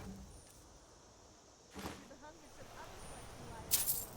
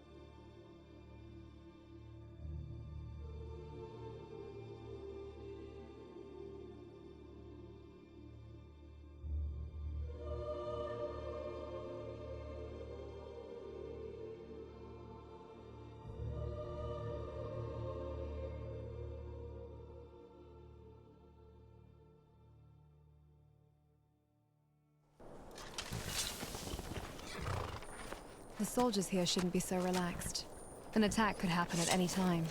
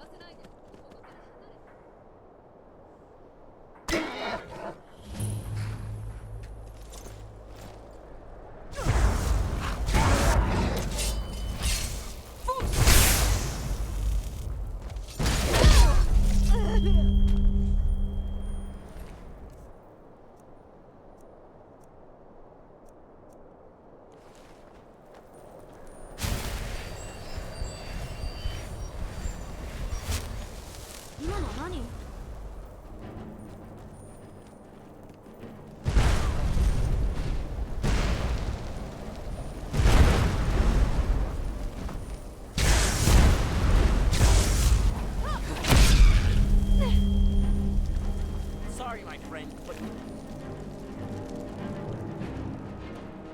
just aren't enough.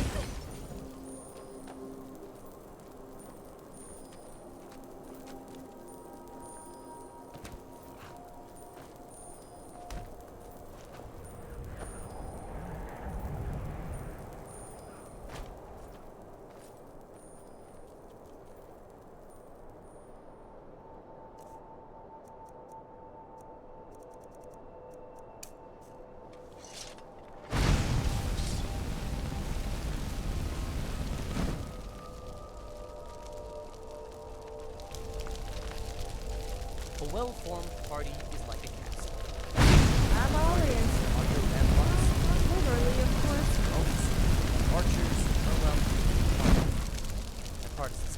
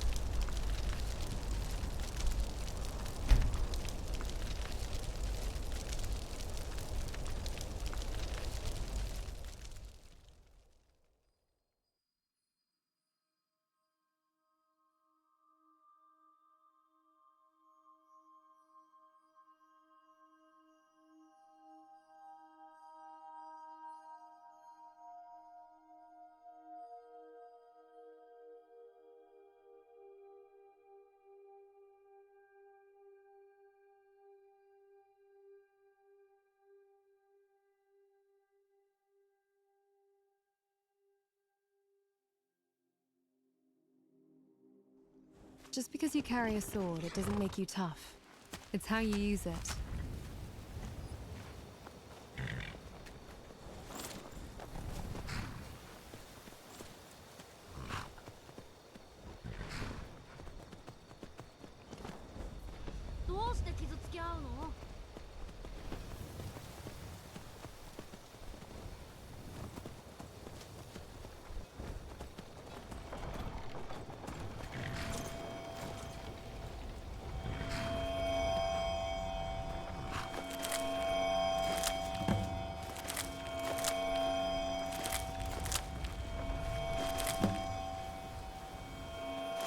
It is true that in Valenwood the cities walk on their feet.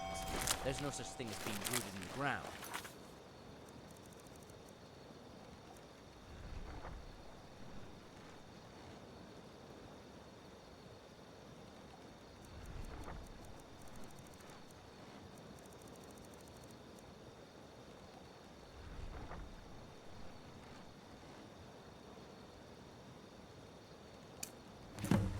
and the dead are going places.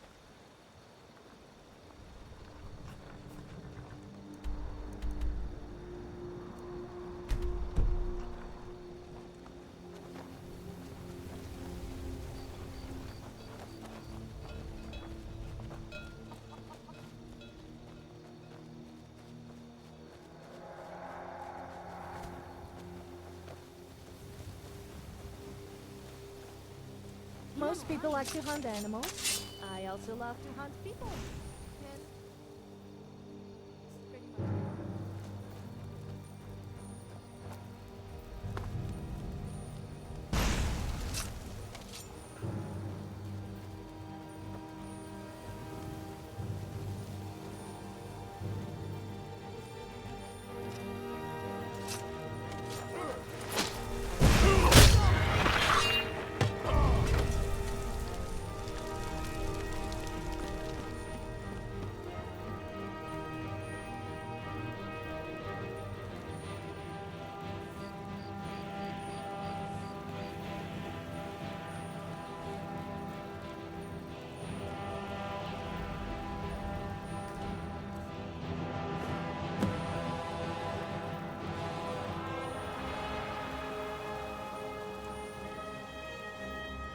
Nani?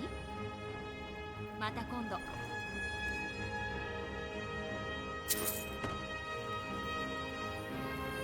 何かお困り？じゃあ。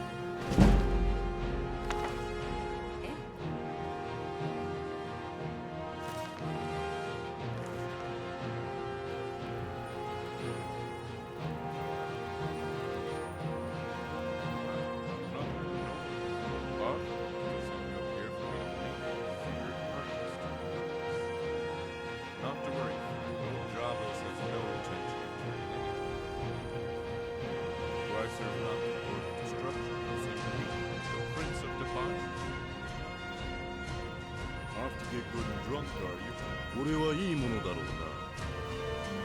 た今度。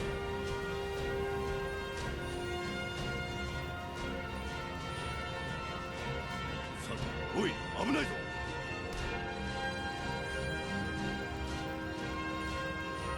Can I throw a party or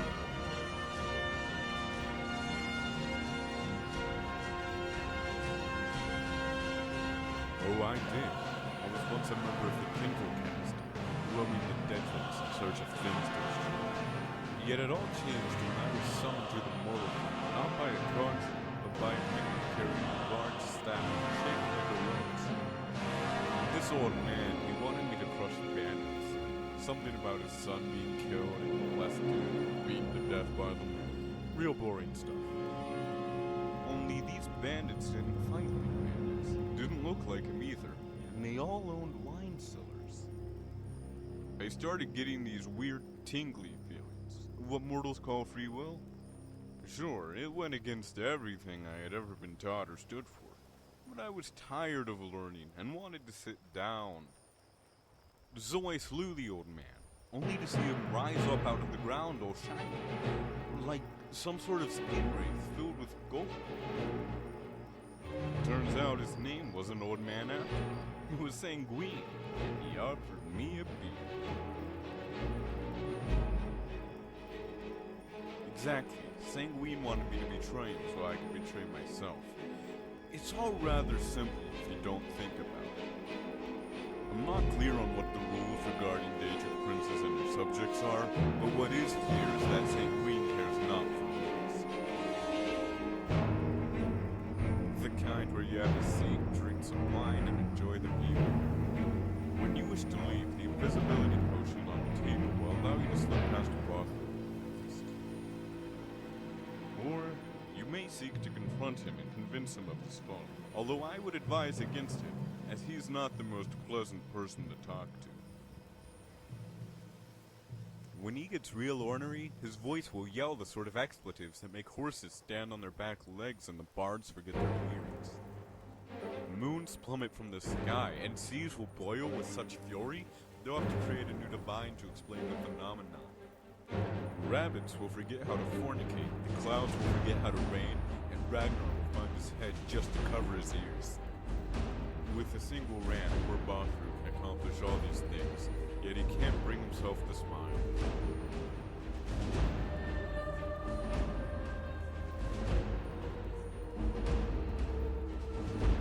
Some sort of party?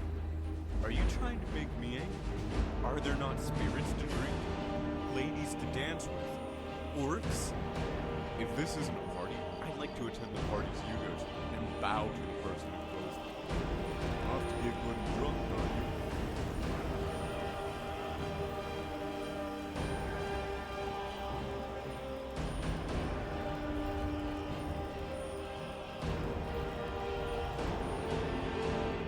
Well, Dromora have what you call a caste system, and what I call ancient history. But if you're curious, there's different levels of rank based on strength. At the bottom, you have your churls and caitiffs. At the top, your Markanaz and Vulcanaz. In the middle are Kinvul, Kinreeve, and Kinmarcher. Now, as far as mortals are concerned, the bottom tier are the ones most commonly summoned, because they're the easiest to bind. The top ones are the strongest, so they curry the most favor with Lord Dagon. But as you can clearly see, those of us in the middle are the handsomest of the three. I live how I want, which is what he demands. To make love, not war. Only making love isn't as easy as, say, baking a pie. It's more like baking 2 pies, when you only have room for half a bun. So to wash down both pies you have to drink. Ale, beer, mead, and wine, and exactly in that order. Drinking's more fun when you do it alphabetically. In any case, that's what serving under St. Queen's like. Only everyone's naked. Well, if you do, don't show up naked. That's just weird. Besides, it's not exactly debauchery if that's how you normally don't dress. To make him a tool of merriment, of course, think of us all as a part of a single drunken revelry. Each attendee contributes to the overall joy. When a person such as Bathru enters the room with this special brand of gloom, bitterness, and hate, it brings the entire party down. So why not make him a doorman? The one who stands outside the party and checks invitations and knows not what goes on inside. Up here is the roof where happiness was invented, where plates dance with spoons, where the shine met the sun and the light met the stars. And this is the roof where reservations choke and die, where the scantily clad are merry and glad, and our throats burble with wine. Would he? There are Nords here. It would only make things awkward for everyone. Why else? The man hates fun. It's a disease that inflicts a lot of folks who don't worship Daedra. To them, fun is like encountering a cave bear. It looks warm and fuzzy, but it'll rip your head off and use your neck as a waste bucket. To them, fun is like finding inventive ways to kill yourself. To that I say, death is a small price to pay. Well, fun can expand to a great many things. Fun can be taking a bath in a cauldron of warm mead, or eating sweet rolls off a tavern wench's bosom.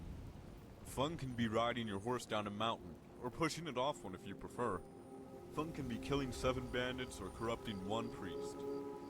Whatever it is, and whatever you're doing, the only question that's important is this. Are you having fun? And tell me the answer to that, and I'll tell you whether or not you should kill yourself.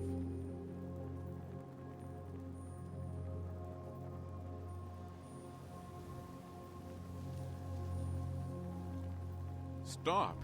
What in oblivion would we do that for? If something's only obscene, it means we have to put more effort into making it offensive. Try not to pass out before the real fun begins. Most bard songs are about love and war. No one wants to hear a tune about the fruit of murder.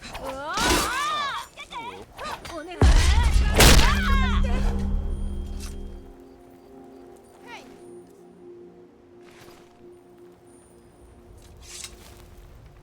Yes? That you did, and in good shape, all things considered. Granted, I don't know much about Dromora, but I've never pictured them to be musically inclined. In any case, should I play a song? It seems fitting, given where we are. Alright, what song shall I play?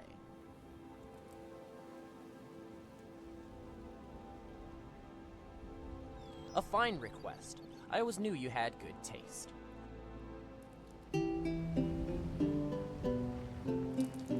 I've always wondered. Since when people died, they keep their final form as they were when they died. A tavern If by you the die sea naked, and serve does your warm spirit drinks of remain mellow naked? honey. I can't say Drinky a fancy Mary, roaming around drinky either in thirsty, Southern bring thy as crew a ghost and without revel any free. clothes On on. one thing Well, we're at all least not agreed, all the that time. Mogo made the finest mead. Mogo's mead, the only drink we'd ever need. Take a flask and take a seat, and drink thyself a sweetie treat. Are we heading out? Well, I have to admit I haven't been entirely honest with you. You helped me find my loot, and for that I'm eternally grateful. The problem is there seems to be something missing. Or rather, someone. Yeah, the loot's perfect. It's just I forgot one important detail. There used to be someone living inside it. You may not know this, but there's all sorts of weird creatures in Valenwood. Well, you call them weird. We just call them creatures. Ever read A Dance in Fire? She's sort of like the mimics that live in the trees. Except that she has legs and a brain. My guess is the orc realized she was valuable and sold her off. But finding her should be easy. You want to sell a woodland creature? You find yourself a hag. How about I mark a couple spots on your map and we look there?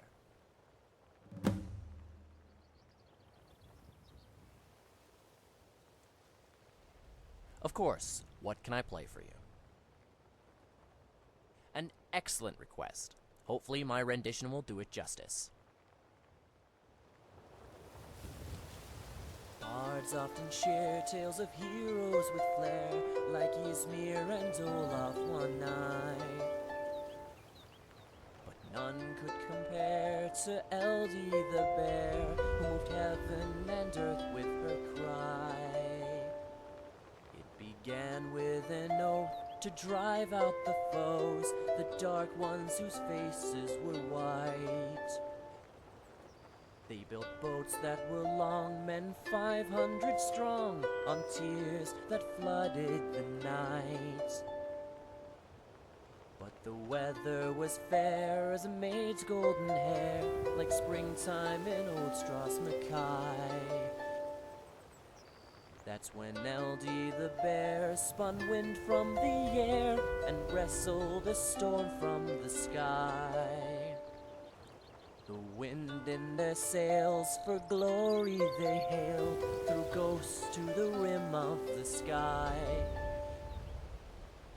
But none would be there if not Eldie the bear, whose voice was the echo So of you're a real smooth pine. talker, huh? Well, don't think you can talk your way around me. I know all the moves. I probably invented half of them. 思い出すたびにサーベルキャットがあなたの顔に爪を立てるところを想像してたわ。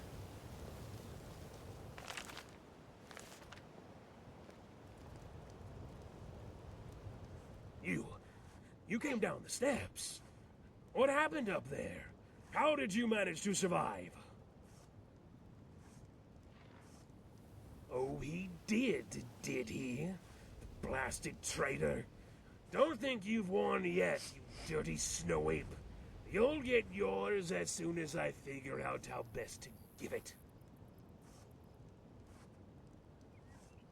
You Nords are a sensitive, insecure lot, overcompensating for your inferiority by treating Dunmer like second-class citizens. Hey.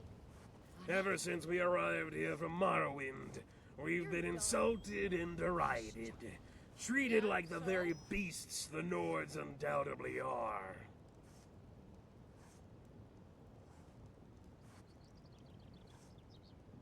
I was at the Bee and Barb in Riften having a drink when I met a man by the name of Sam Quavine. When I told him of my plan to rid the world of snow apes, he offered to help. But first, he wanted to play a game. If I managed to solve his riddle, he told me, he would provide me with a powerful weapon to attain my goal. With nothing to lose, I accepted his challenge. In the end, the riddle proved rather easy to solve. What stands on 4 legs in the morning, 10 legs during the day, and is stood upon at night?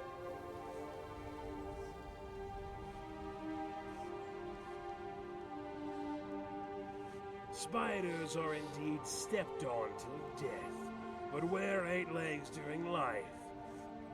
No, the answer is a dirty, thieving Khajiit. It crawls on all 4s as a kitty, stands on its toes as it attempts to steal your coin purse, and dies a worthless rug under your feet. Sam handed me a scroll. He said that if I used it, I could summon a bound Dremora to this realm for an indefinite amount of time. I wasn't sure if I believed him, but it wasn't something I could try in the middle of a crowded city, so I headed west to this watchtower. There were a couple of orc bandits guarding the entrance. I decided they would make a good test for my Dremora. I'm not sure. I ran for cover as soon as I summoned him. I couldn't risk getting hit by a stray arrow. Instead, I waited for an hour and returned to find the orcs gone. No doubt dispatched by their Dremora. As for Dravos, I found him on the roof, celebrating his kill with a drink. I found it a bit suspicious, but it made no difference to me. So long as he killed the snow monkeys I sent upstairs. Only now am I starting to wonder. Yes, I suppose given the hundreds of those bearded frost beasts I've sent him, there were bound to be a few stronger than he. But remember, Nord, you may live another day, but as far as we Dunmer are concerned, they are still numbered. I once saw a Nord walk into a blacksmith shop and demand a refund. I told you I wanted a left-handed sword, he said. This one's clearly made for a right-handed swordsman. The smith sighed and told the Nord to return in an hour. When the Nord left, he flipped the sword to face the opposite direction. My experience here in Skyrim has conformed precisely to my expectations. People who say the only difference between a Nord and a sack of manure is the sack. That is an unforgivable insult to manure. Crops grow from manure. It replenishes the soil. And when I drop a load of manure in a bucket, it's generally a pleasurable experience. Yes, it does. The Nords, meanwhile, are a blight on this land. Drum-beating savages whose existence we'd accept if they weren't so sodding noisy. No sooner did I arrive in Windhelm than one such ornery icebar told me to go back to Morrowind. Like all the other horn-blowers that infest Skyrim, he was insistent this was Nordland. Of course, Nord arguments are won by whoever shouts the loudest, and this one clearly had me bested in that regard. You don't need a Dragonborn to tell me shouting is a frost monkey's greatest weapon.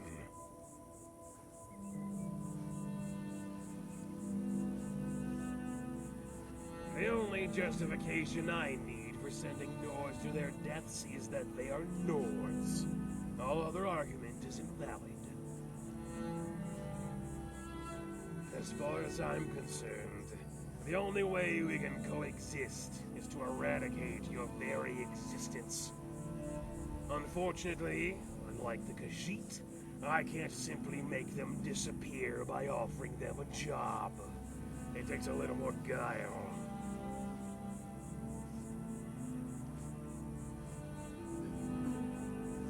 Tell me, Abe, do you know how to make a Nord laugh on Lordaz?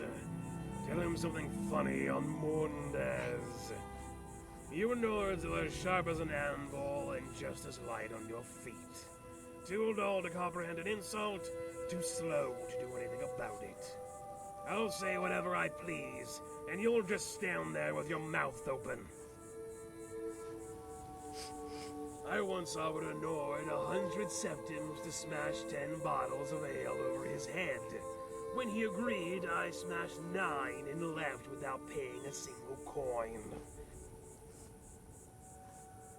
Yes, which is precisely why I do enjoy listening to their screams. They're quite raucous. Sometimes I think I hear 2 or 3 at the same time. Which is impossible, but such is the depth of their pain that it reverberates around the walls. Farewell.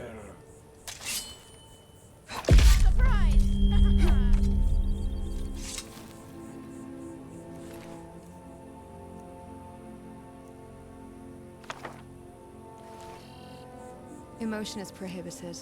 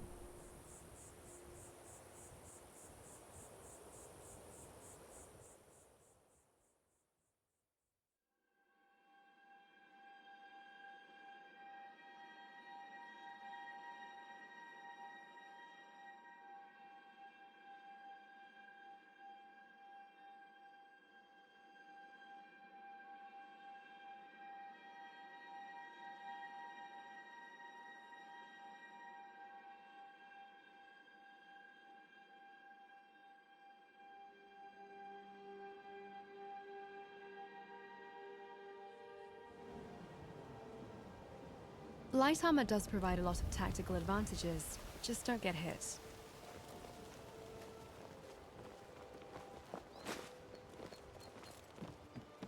ああ、仲間のノルドか。帝国に戦いを挑むんだろうな。奴らは俺たちの歴史を取り上げ、なんとかという条約の名のもとに全てを押しつぶそうとしているんだ。足元の土を俺たちが踏めるのも、祖先がこのために血を流してきたからだ。この土地のために戦い、そして死んでいった。ただでさえ自分の娘をインペリアルの犬どもに奪われたんだ。タロスの名にかけてこれ以上誰も失うまい。リージャは何年も前にストームクロークに加わった。最初の小競り合いがスカイリム中で勃発しだした頃だ。自慢の娘だったよ。戦場に倒れた人々を助けるために癒しの術を用いて戦場の乙女として活躍したんだ。剣を持ち上げたこともない子だったのにな。それはどうでもいいことだが、帝国軍の兵士たちが娘を切りつけて犬のように殺し、泥沼の中で腐敗するよう死体を捨てていった。だからこそ帝国軍の兵士を一人残らず娘と同じ目に合わせ、ウルフリックがスカイリムの王位につくまでは安心できないのさ。Greetings. Hi there.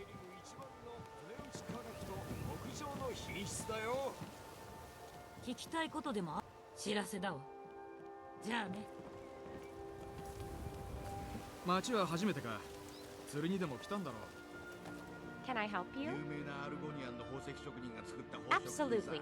A beggar is nothing without her patrons, and I owe everything I have to the townsfolk here. That's why, as a pretend artist, I do my best to give them more of what they want, namely, me. Sometimes that means running around with a bucket on my head. Other times, I'm using that bucket as a drum. My luck may be down, but my spirits are high. But they'll feel even higher with a coin or two.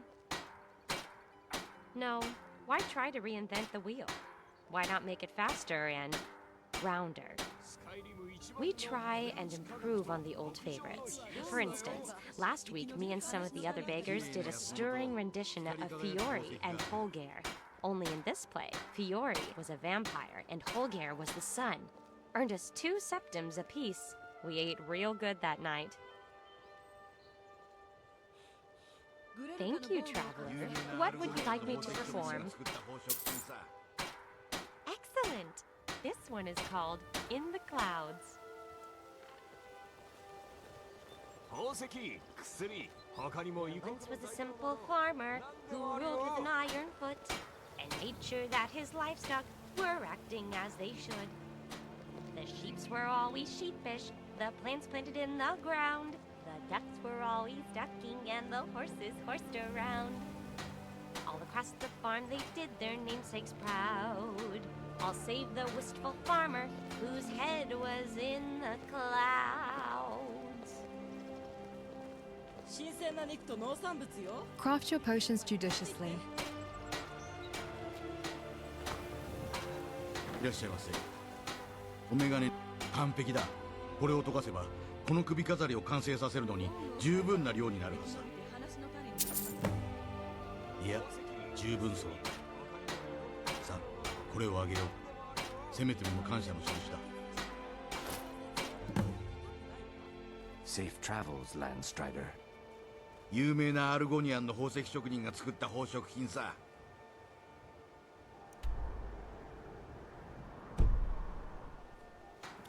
生き残りたければ試してみませんか？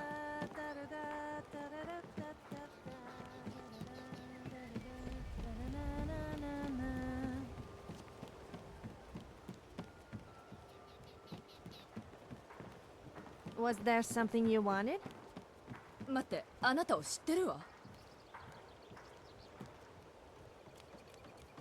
モローウィンドから届いたレアなアクセサリーや極上の珍品だ。野菜は冬の朝みたいにシャキシャキよ。高級宝飾品の売買が。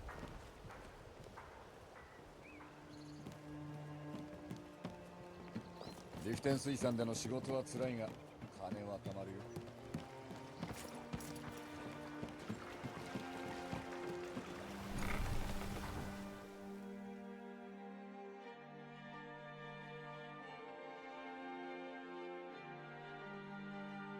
ちょっと忙しいんだが、薬や材料が欲しいなら声をかけてくれ。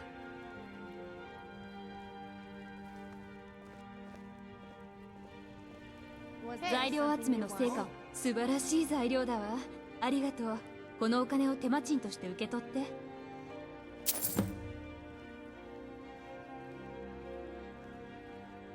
あの材料を手に入れてきてくれるまで。ここはひどい錆。私がいなきゃエルグリムは食事をするのも忘れてしまうだろうよ。仕事を手伝ってやりたいが私には無理さ。実は誰かにショールストーンまで鉱石標本を取りに行ってもらいたいんだよ。エルグリムはそんなことしてくれやしない。あんたが？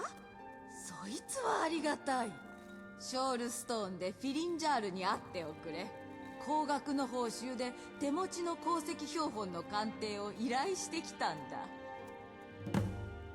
エルグリムが地下に店を開くと言った時、こんなところでは風邪をひくよと言ってやったんだ。誇りに湿気。ひどいもんさ。誰が好き好んでスキーバーみたいな暮らしをするもんか。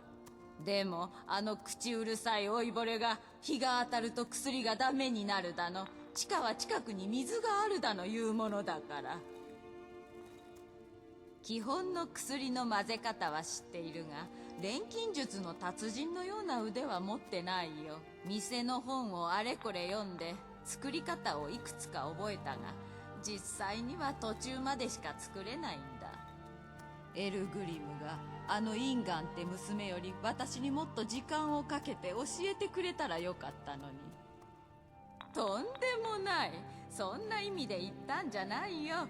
エルグリムには若い女を追いかける気力もなけりゃ自分で靴を履くことだってままならないよ。あいつはインガンがいかに錬金術の際に秀でているかを喋り立てているが、本人に直接言ったことはない。それはあいつの流儀じゃない。エルグリムはあの若い女の指導を引き受けたに過ぎないさ。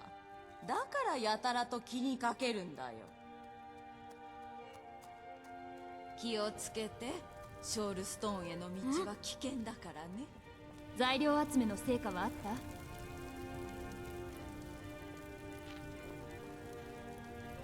ショールストーンに小切手を切ることができたかい？ You saved us. 湿った空気が素材に良いのだ。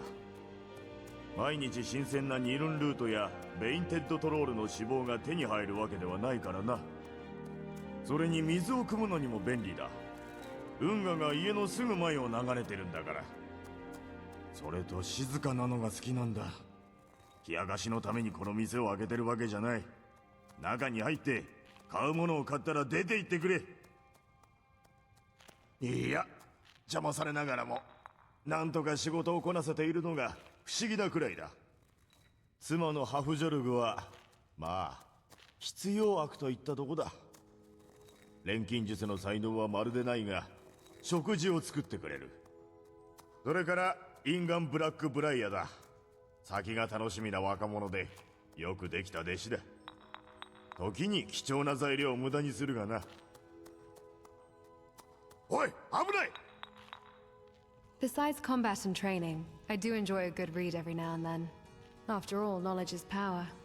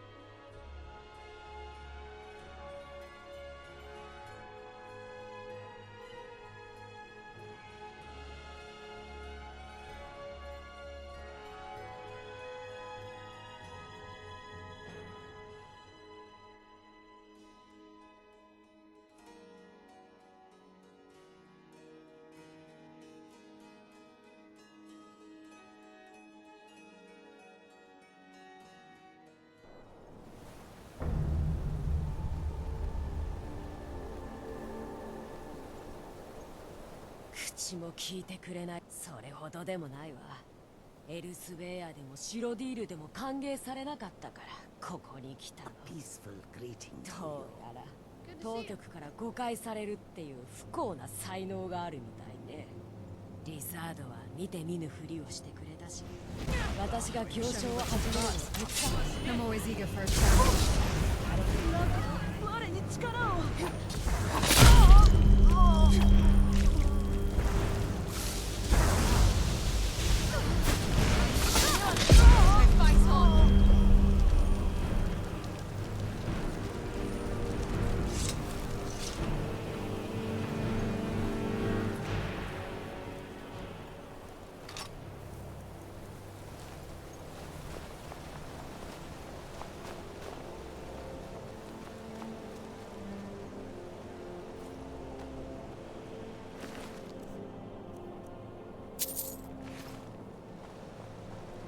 Have you ever been to Sylvanar?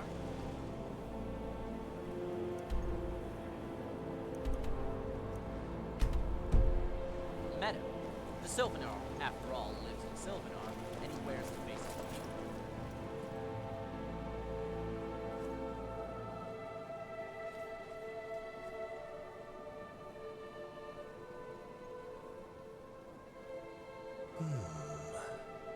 A subtle hum, like a song sung by the stars themselves. It whispers of secrets buried deep beneath the earth, of knowledge lost to the ages. Perhaps she walks a path that echoes the footsteps of those who came before, the ones who vanished into the dust of time. The moons guide us through darkness, but some paths are shrouded in shadows. May your companion find the light she seeks, and may she be wary of the whispers that echo from the past. Whispers from the past, huh? You certainly got a flair for the dramatic.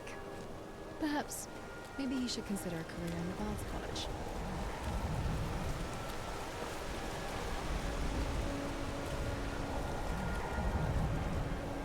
うちの品物を見にいらしてね。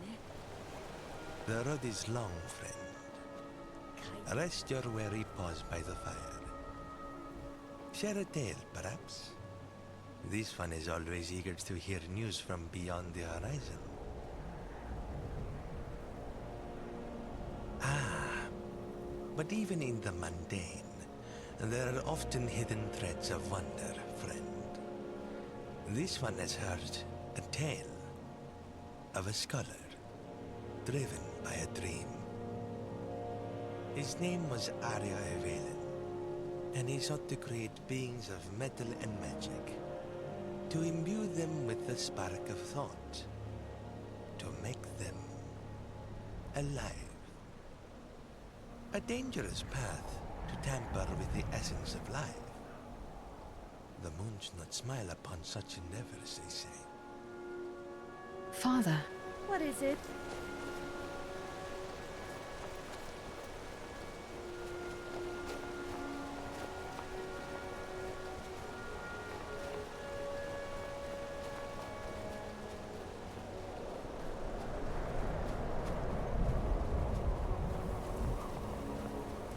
Can I ask you something?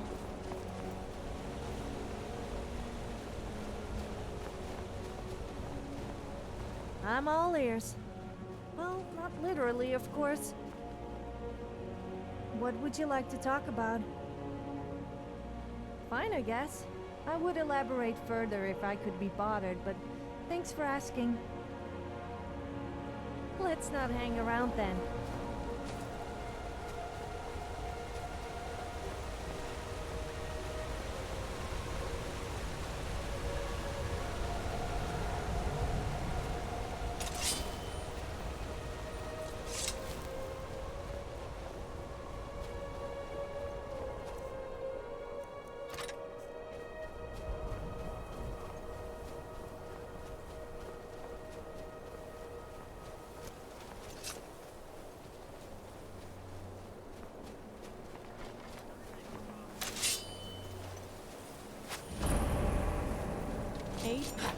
Sounds like my kind of thing. やってみなさい。Just because I'm smart and enjoy a nice ski route. I've heard it's quite interesting.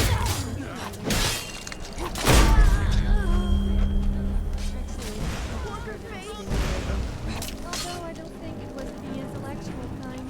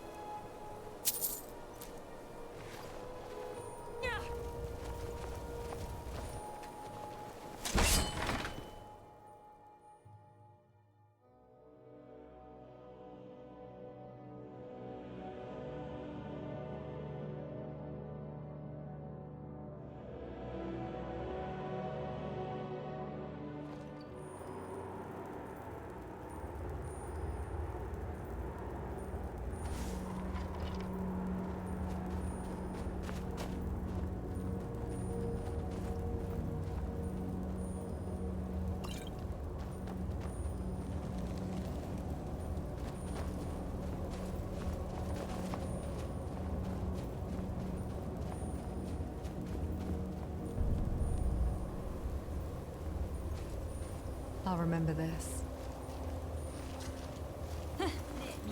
You're wide open.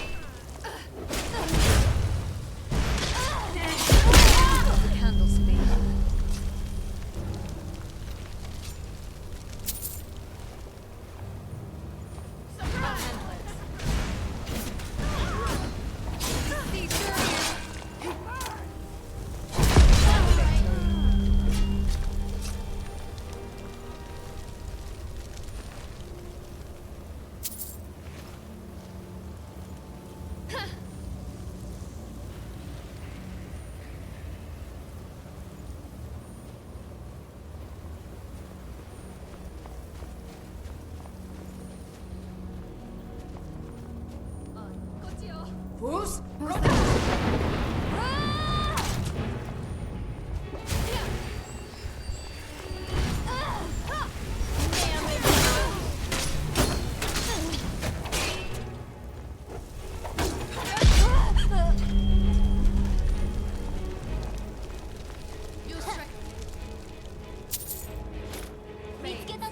Accept your fate.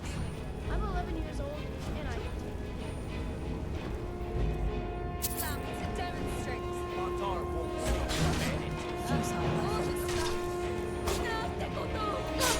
It's gonna come. Looks like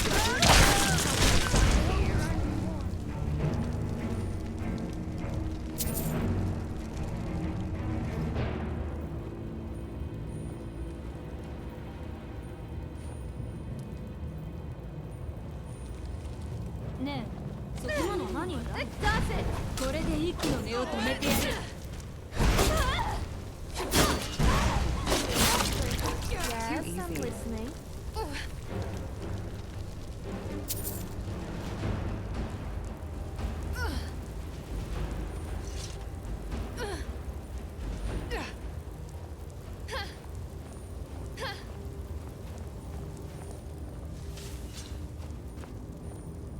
In Valenwood, bandits break can't the help dog. feeling a kind of Khajiit do connection. too. Some people say it's redundant, but those people are racist. Guess it's natural with you being a brave adventurer. And me, well, you know.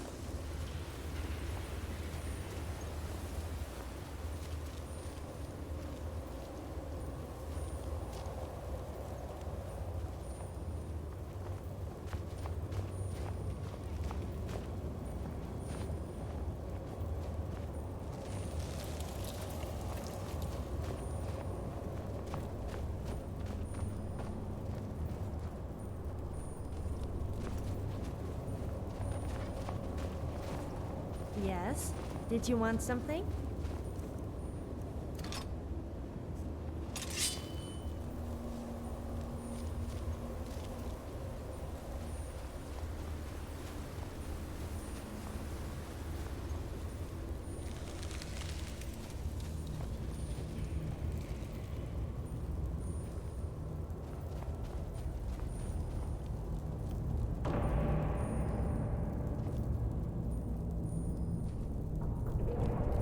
I sense danger ahead.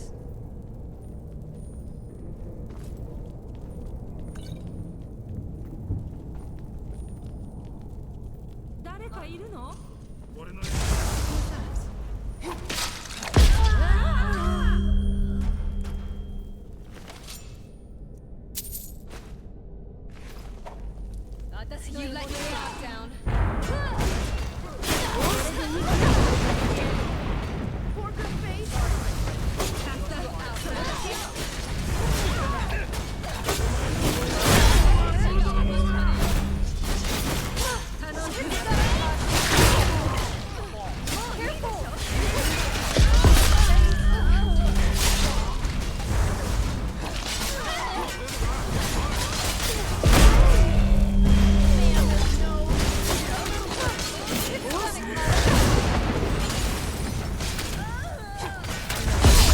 You are Never get the chance to meet.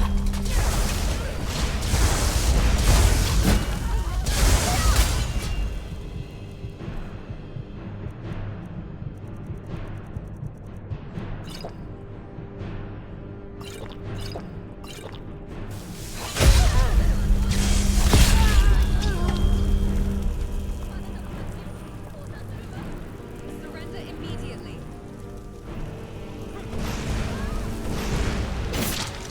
Fight me, Corver. I'll teach you.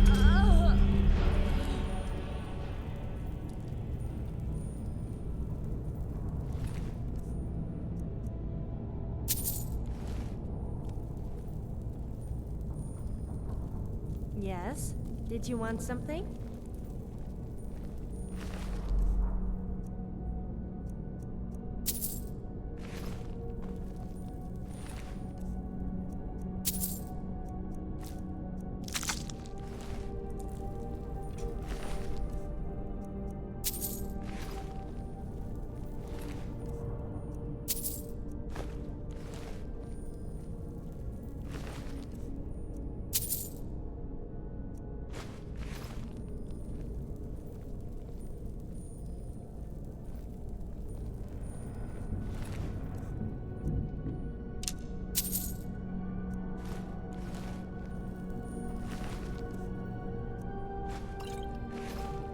ever tried shouting inside a large cave?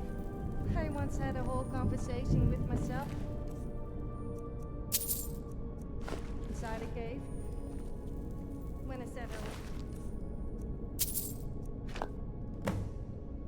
my voice would say hello back. The conversation did get a bit repetitive after a while though. あら、何か必要？あら。Help me! Help me! Are you here to save me? Thank you. It would mean a lot to me. As you wish. Just don't forget about me. This cave reeks of urination. Ugh. 何？あら。Help me! Help me! I don't feel right. Oh dear. Are you here to save me? I don't like where this is going. Thank you. I was afraid I'd have to figure out some way to do this on my own. As you wish. Just don't forget about me.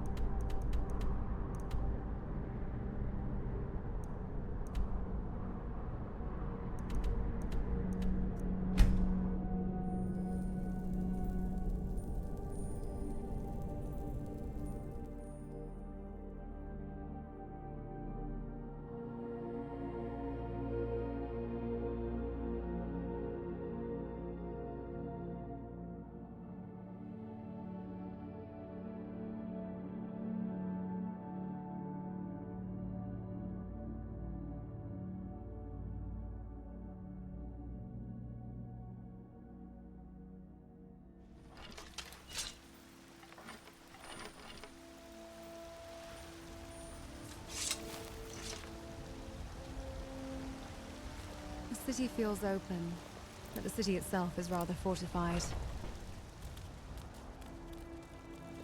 Mama! おかえりなさい!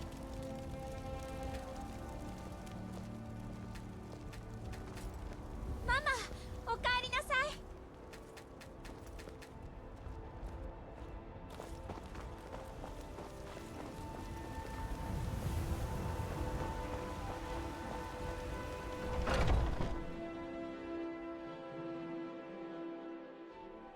さあ入って。ちょうど火を起こしたところなの。座って体を温めてください。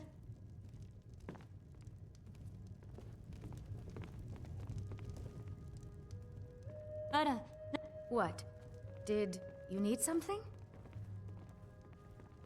それじゃ。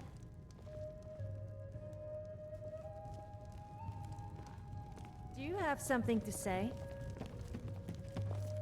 Tired of... I bet you're one of those who... よくやったわ。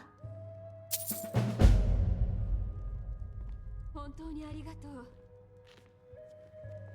I'll bet you're strong as a giant. Ever tried carrying two wenches at once? But you look a little sickly. Don't worry about me. よくやったわ。Oh, good. 本当にありがとう。I'm not nearly as strong as you, but I have the skills to bring any man to his knees as well.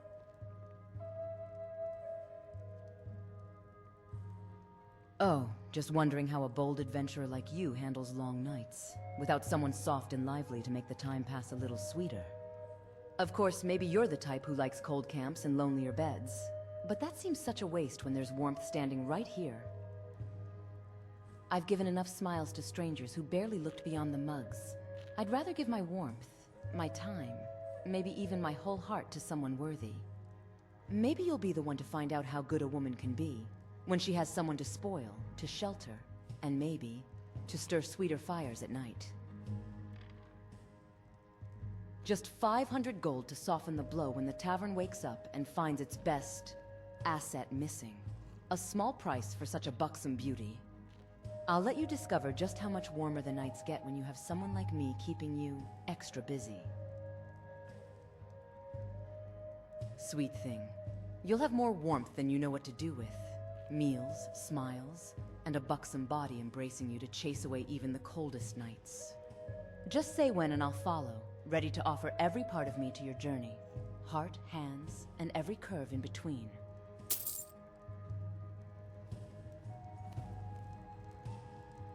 I should probably start carrying some sort of weapon, just in case one of those drunk perverts gets a bit too handsy.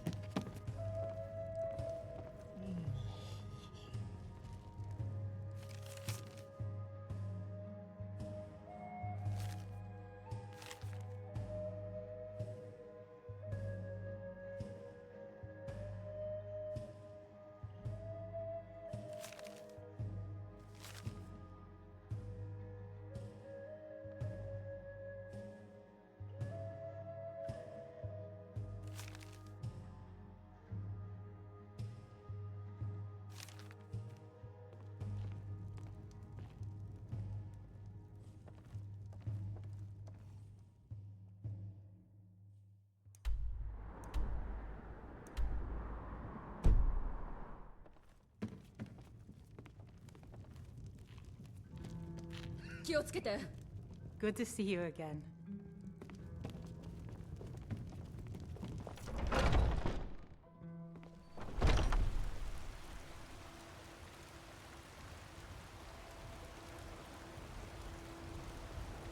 Remember, a smart mouth can't save you when your head is on the floor. I'm savoring this peace before I have to wiggle through a crowd of wide-eyed drunks.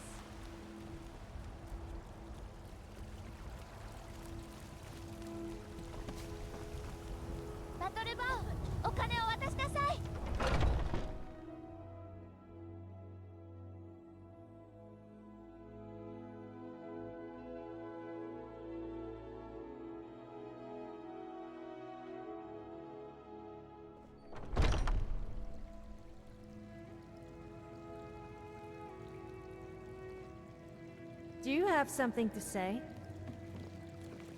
Good to see you. なんだギルダーグリーンに一体何があった？あの枝の下で礼拝するために長い旅を続けてきたのに。落雷にやられたのね。手当てする時間があればいいんだけど、戦闘で負傷した者たちでもう手一杯なの。お願いだからこんな状態でほったらかしにしないでくれ。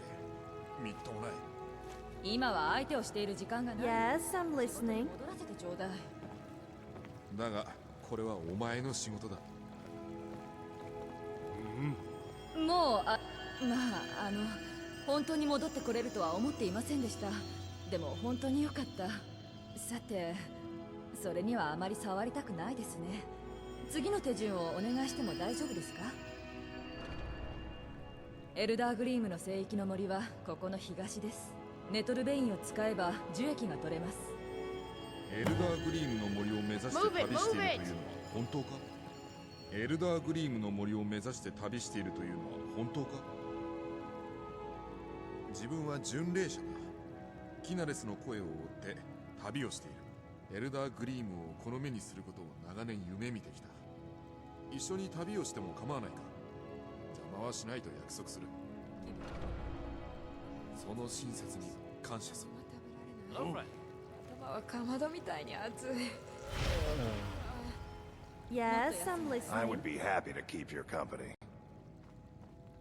おい、危ない！何が必要だ？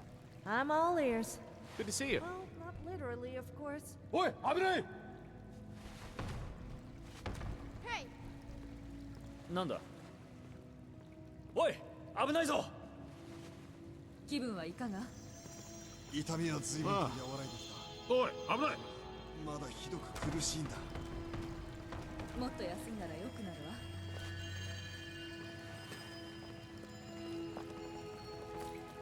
Hey! あら、私の夫を探しているって？なぜも？市長の後ろを見てみて。晴れったら最近いつもそこでたらふく食べているのよ。 Get out of my face. Ugh, everybody around here is so serious.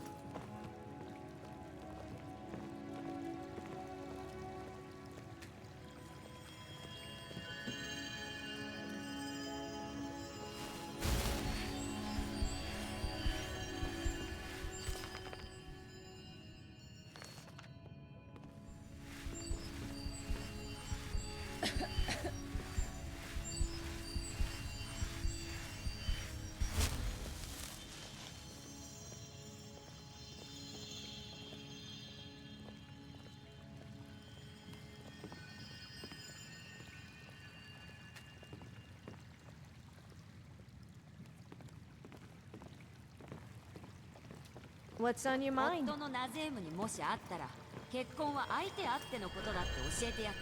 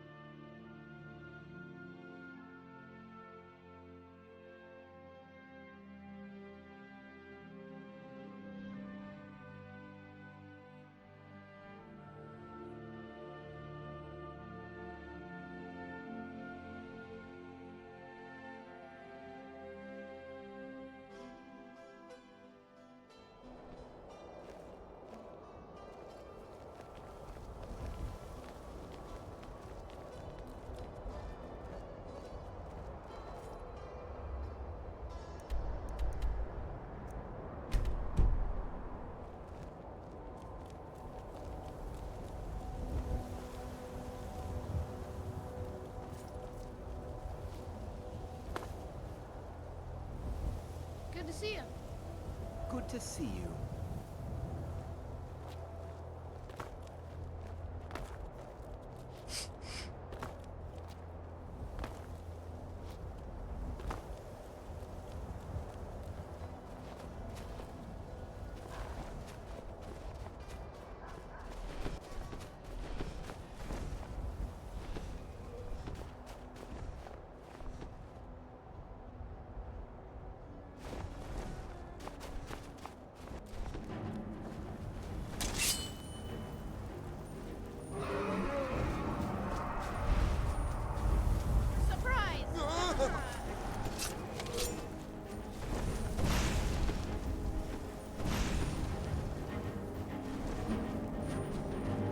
I'm going to cleave the meat off your bones. You're outmatched.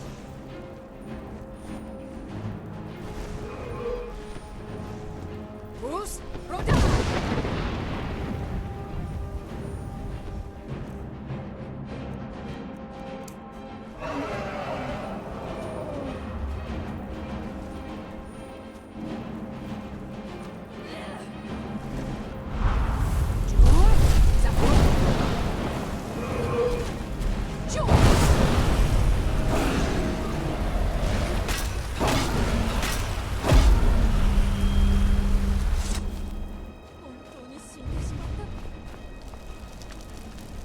Where are we going? 自分の目で確かめてなかったら信じなかった。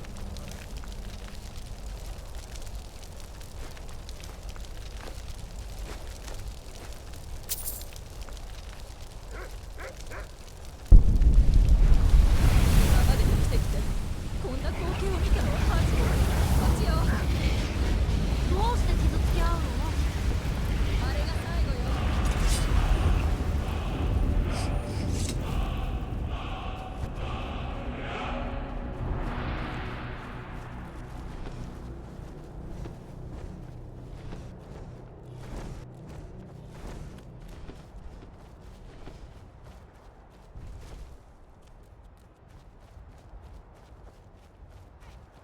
殺さないでくれ。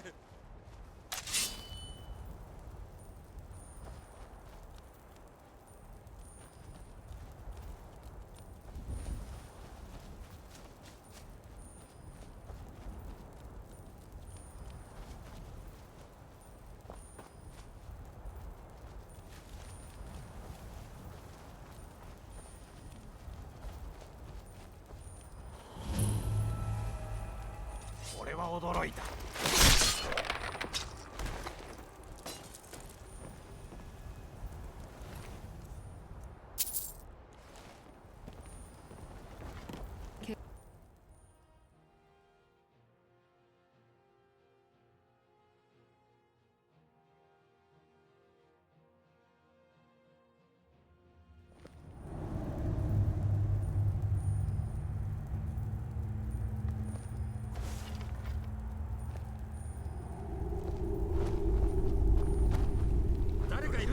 こっちだ。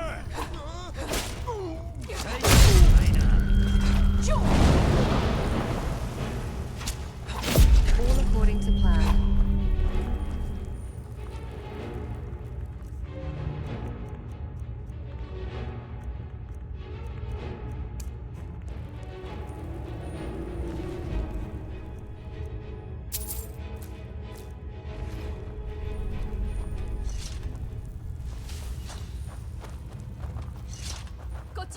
Where'd you come?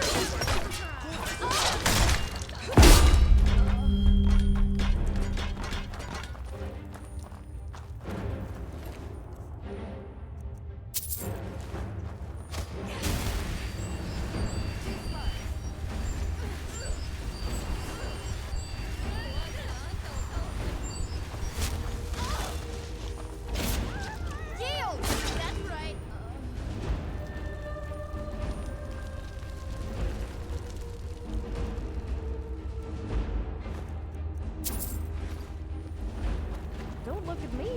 I'm not taking the blame. 今のは何だ。いた。最速に道に迷う。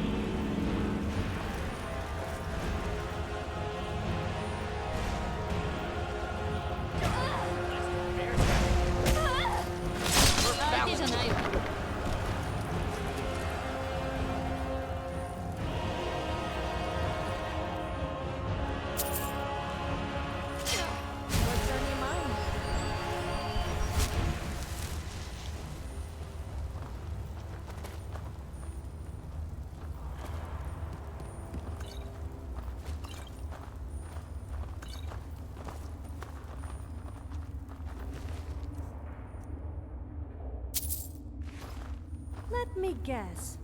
You want to talk?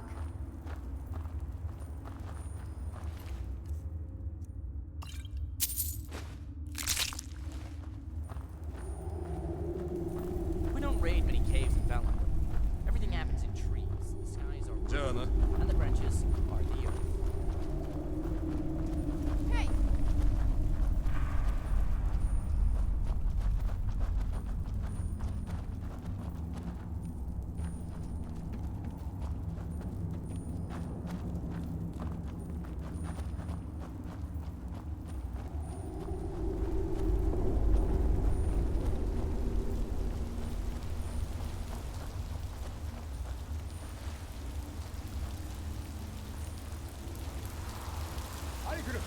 Yes, I'm listening.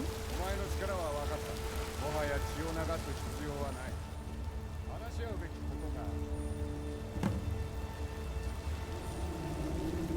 そのまま動くな。ここにいるか分かっている。戦闘の腕が立つこともな。話をしよう。誰も死なずに済む。お互いこの状況をうまく利用できるはずだ。武器を下ろせ。そうすれば部下に攻撃はさせない。あの女は町をアルドメリ自治領に売り渡した。この裏切りがなければタネスはこの戦争における立場を堅持できていたはずだ。他の貴族にも裏切りを知られ、あの女は逃亡した。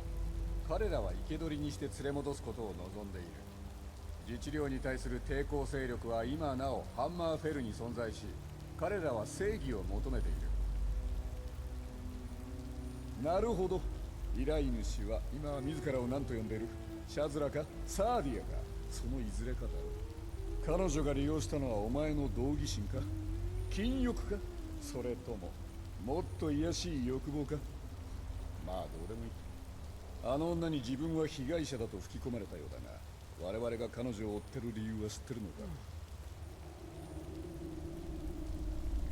か？暗殺者だと？それほど粗暴じゃない。そのサーディアという女はタネスの貴族院を裏切った罪で追われている。我々は彼女をハンマーフェルへ連れ戻し、罪を償わせるために雇われた。お前にも手伝ってもらいたい。そうすれば誰も傷つくことはない。あの女は町をアルドメリ自治領に売り渡した。この裏切りがなければタネスはこの戦争における立場を堅持できていたはずだ。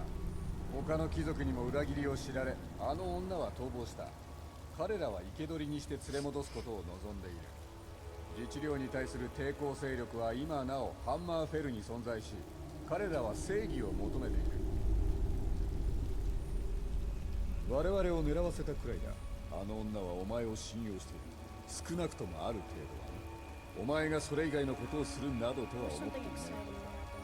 我々が追ってきていると信じさせ、逃げるよう仕向けろ。そしてホワイトランの外れの馬屋へと誘導するんだ。我々はそこで待ち伏せ、身柄を確保する。正義に手を貸すお前の努力に報いて賞金額の一部を喜んで分け与えよう。お前が道理を理解し分かり合えることを望んでいた。そうすれば殺さなくて済むからな。まあいい。それが望みなら好きにすればいい。殺されてるかも。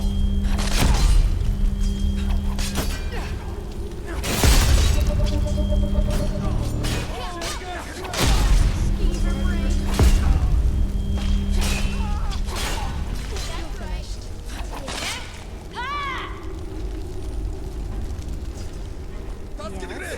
襲われる。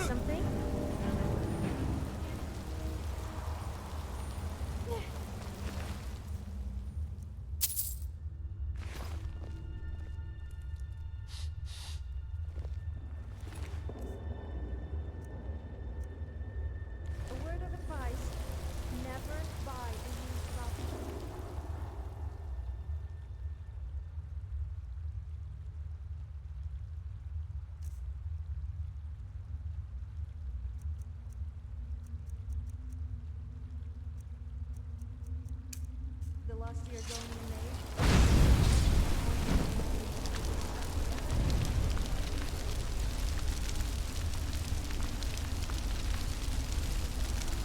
May. Emotion is prohibited.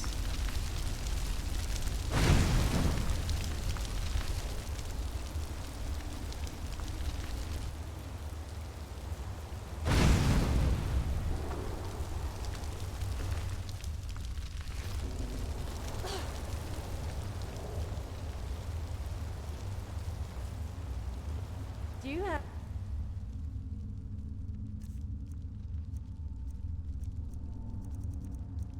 something to say?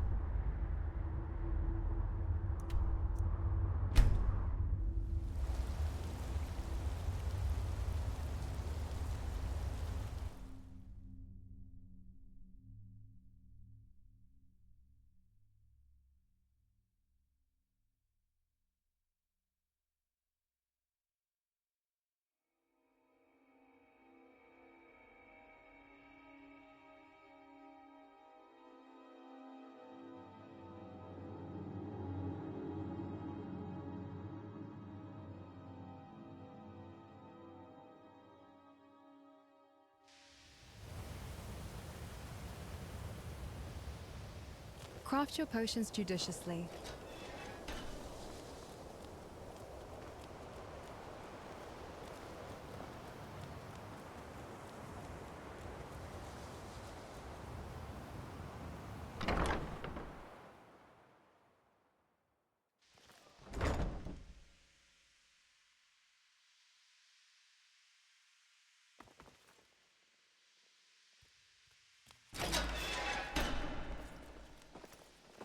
我々は土地のノルド人知っていることは全部教えた。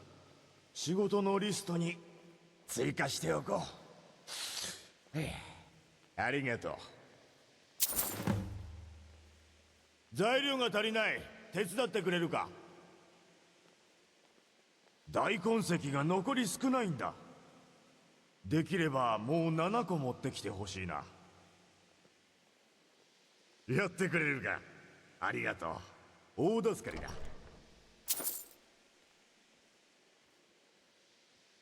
いいだろう。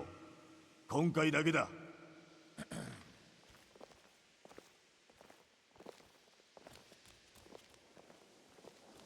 私は重要な事故。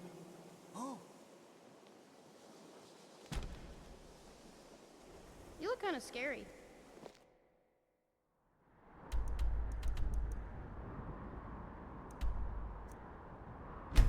You idiot! Do you even know who I am? And you keep bothering me.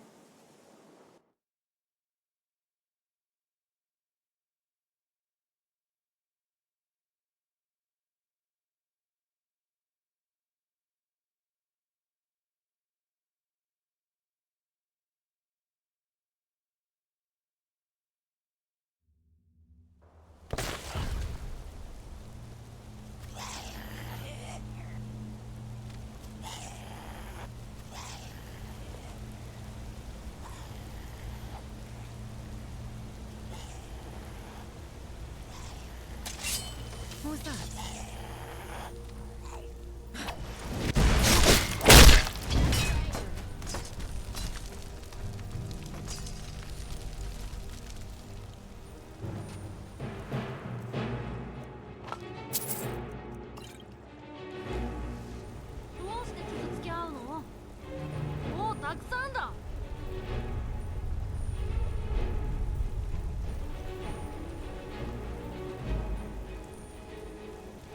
Death will be quick.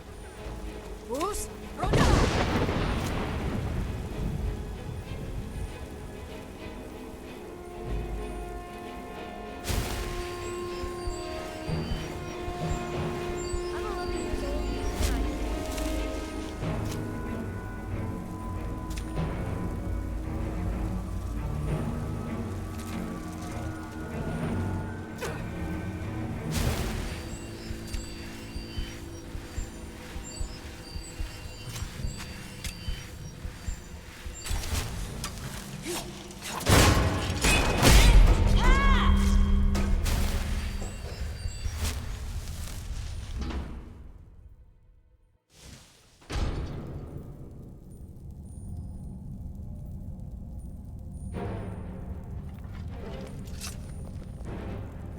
Do you have something to say? Can I ask you something?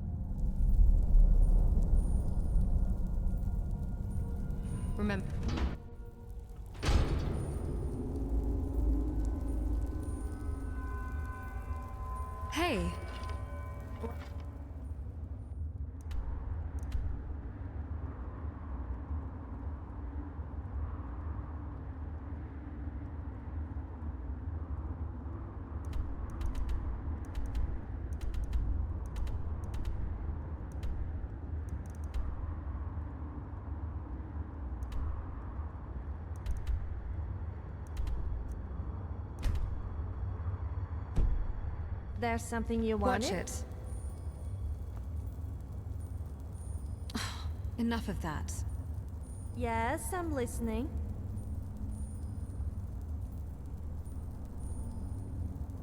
Let me guess.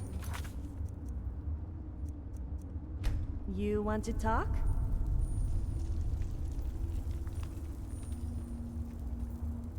I'm all ears. Well, not literally, of course.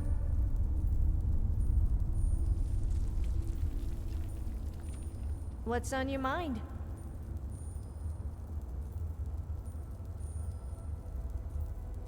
Do you have something to say?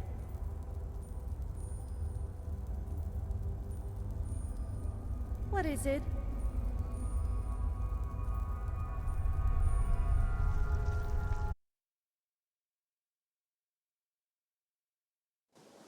So I like to have a little fun. So what?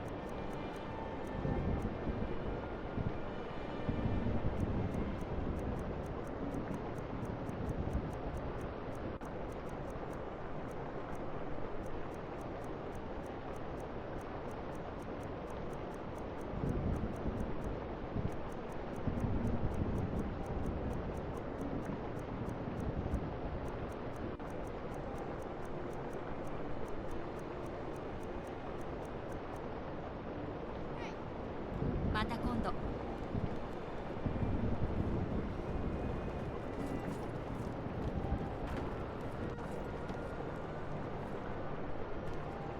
Do you have something to say?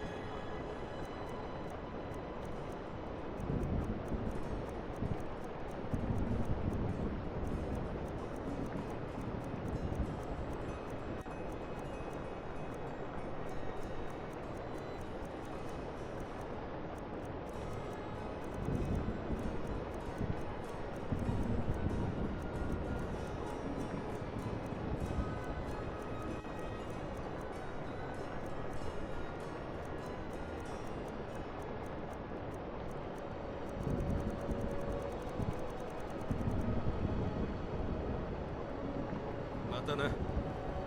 Remember, a smart mouth can't save you when your head is on the floor.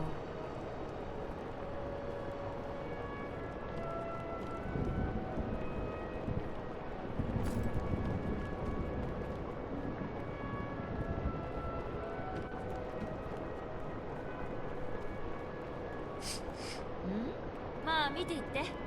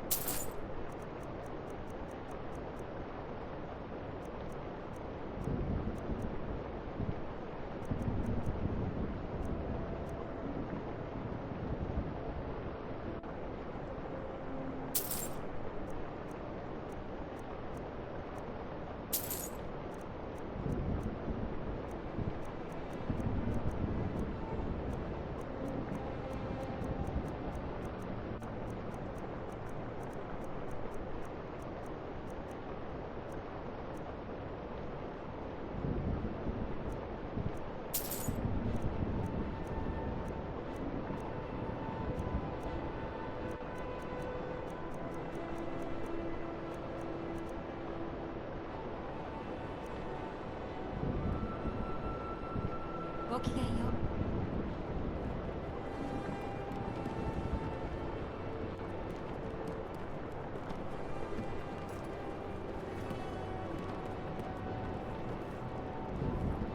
Hey, do you have something to say?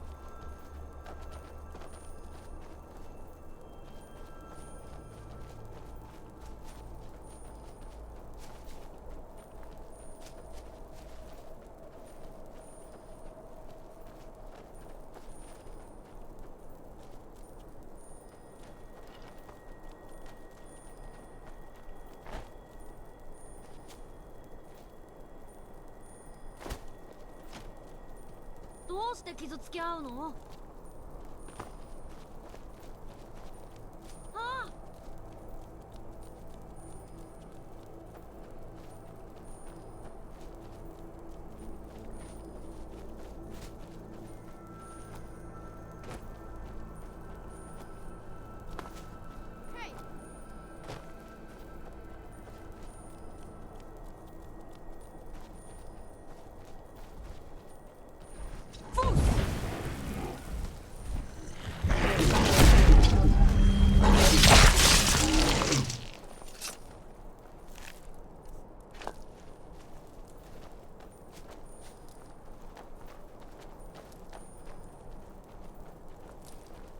Damn it. All this walking is giving me a front wedgie. Oh, I said that out loud, didn't I?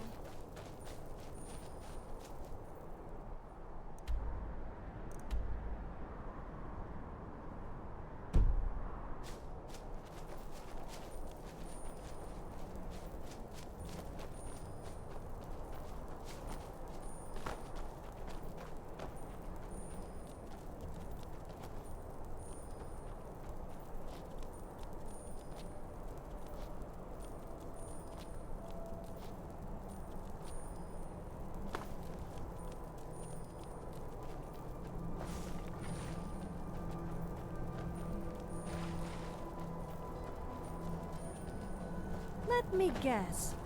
You want to talk?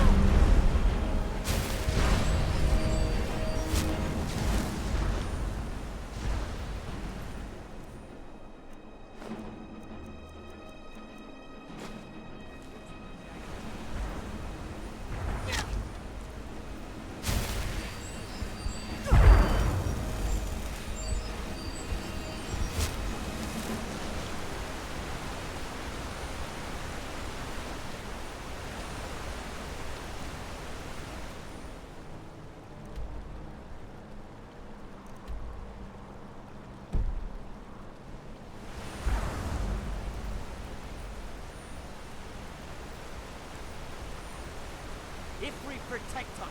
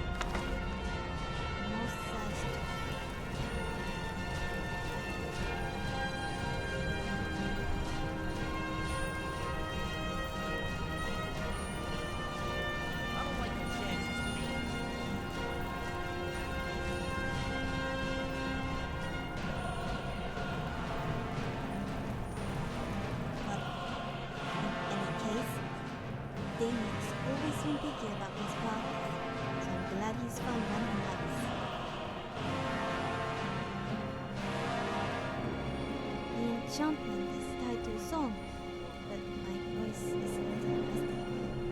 Could you, have our friend play the lute? I don't want to torture you with my singing.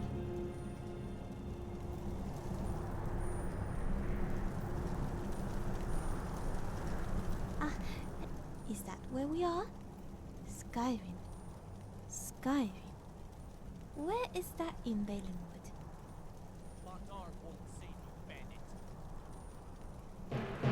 I'll leave you. But does that mean we're dead? Though it does explain the cold. Bye, Frey. I must sound rather daft. I suppose I should start from the beginning. You see, like Spriggans, we're born from the trees, and in many ways, we're bound to them. Sadly, one day when I was out gathering food, a bolt of lightning fell from the sky and struck my hand.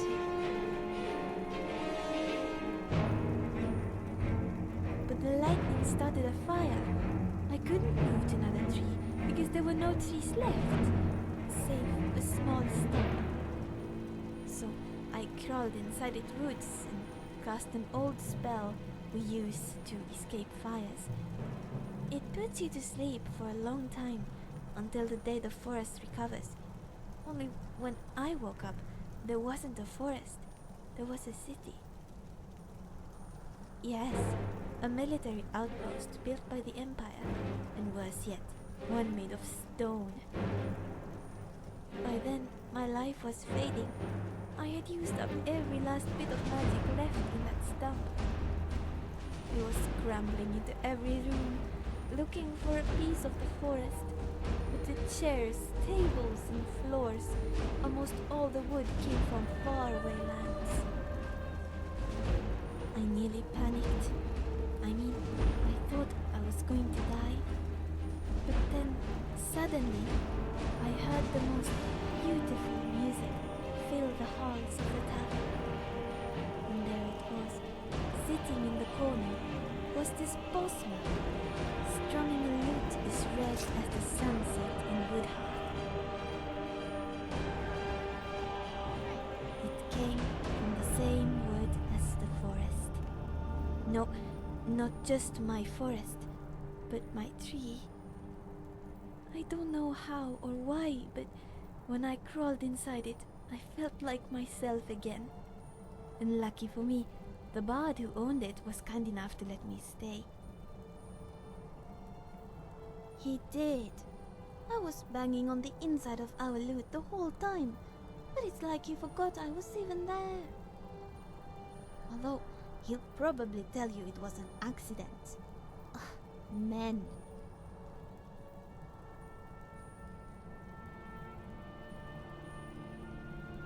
I wish I could be angry, but I don't like how it feels. And it's hard to be anything but thankful now that I can finally leave this cage. I'm a tree sprite. Well, think of us as tiny little Spriggans with flesh, or if you prefer, tiny little people made of twigs. That's not a very good explanation, is it?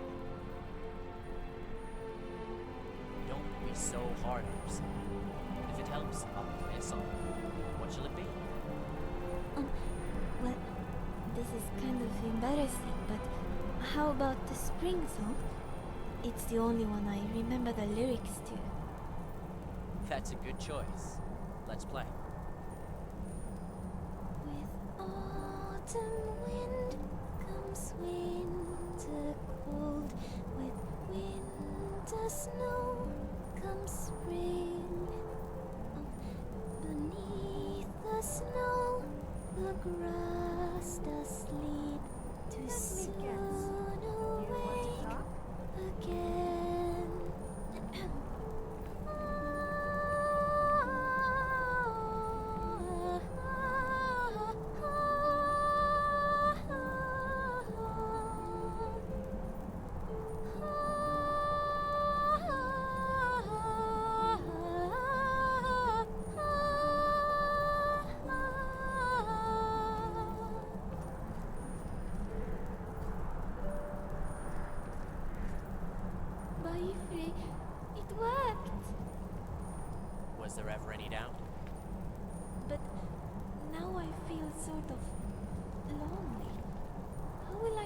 see my new friend if I'm stuck inside here? Oh, I'm sure she'll have me bring you out if she wants to chat. So I guess we have a new member in our party. Hopefully you won't mind if I bring her along. She won't be much use in battle, or work as a pack mule, but that's why you have me. You doing alright in there, Mithra? She's just fine.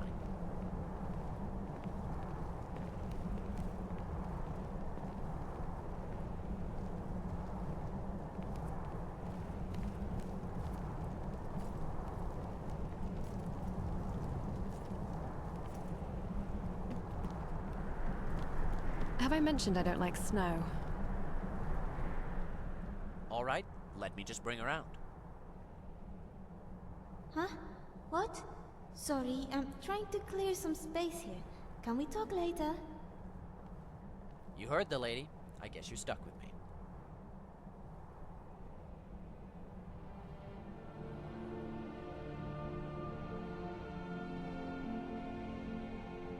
I'm a jack of all trades and a master of none. I'm good with a bow, but I can't say I'm great. I know a few spells, but I don't know enough. What I can provide is effort. Some will call it bravery, others will call it foolishness, but no one will ever say I didn't give you my all. Alright, let me just bring her out.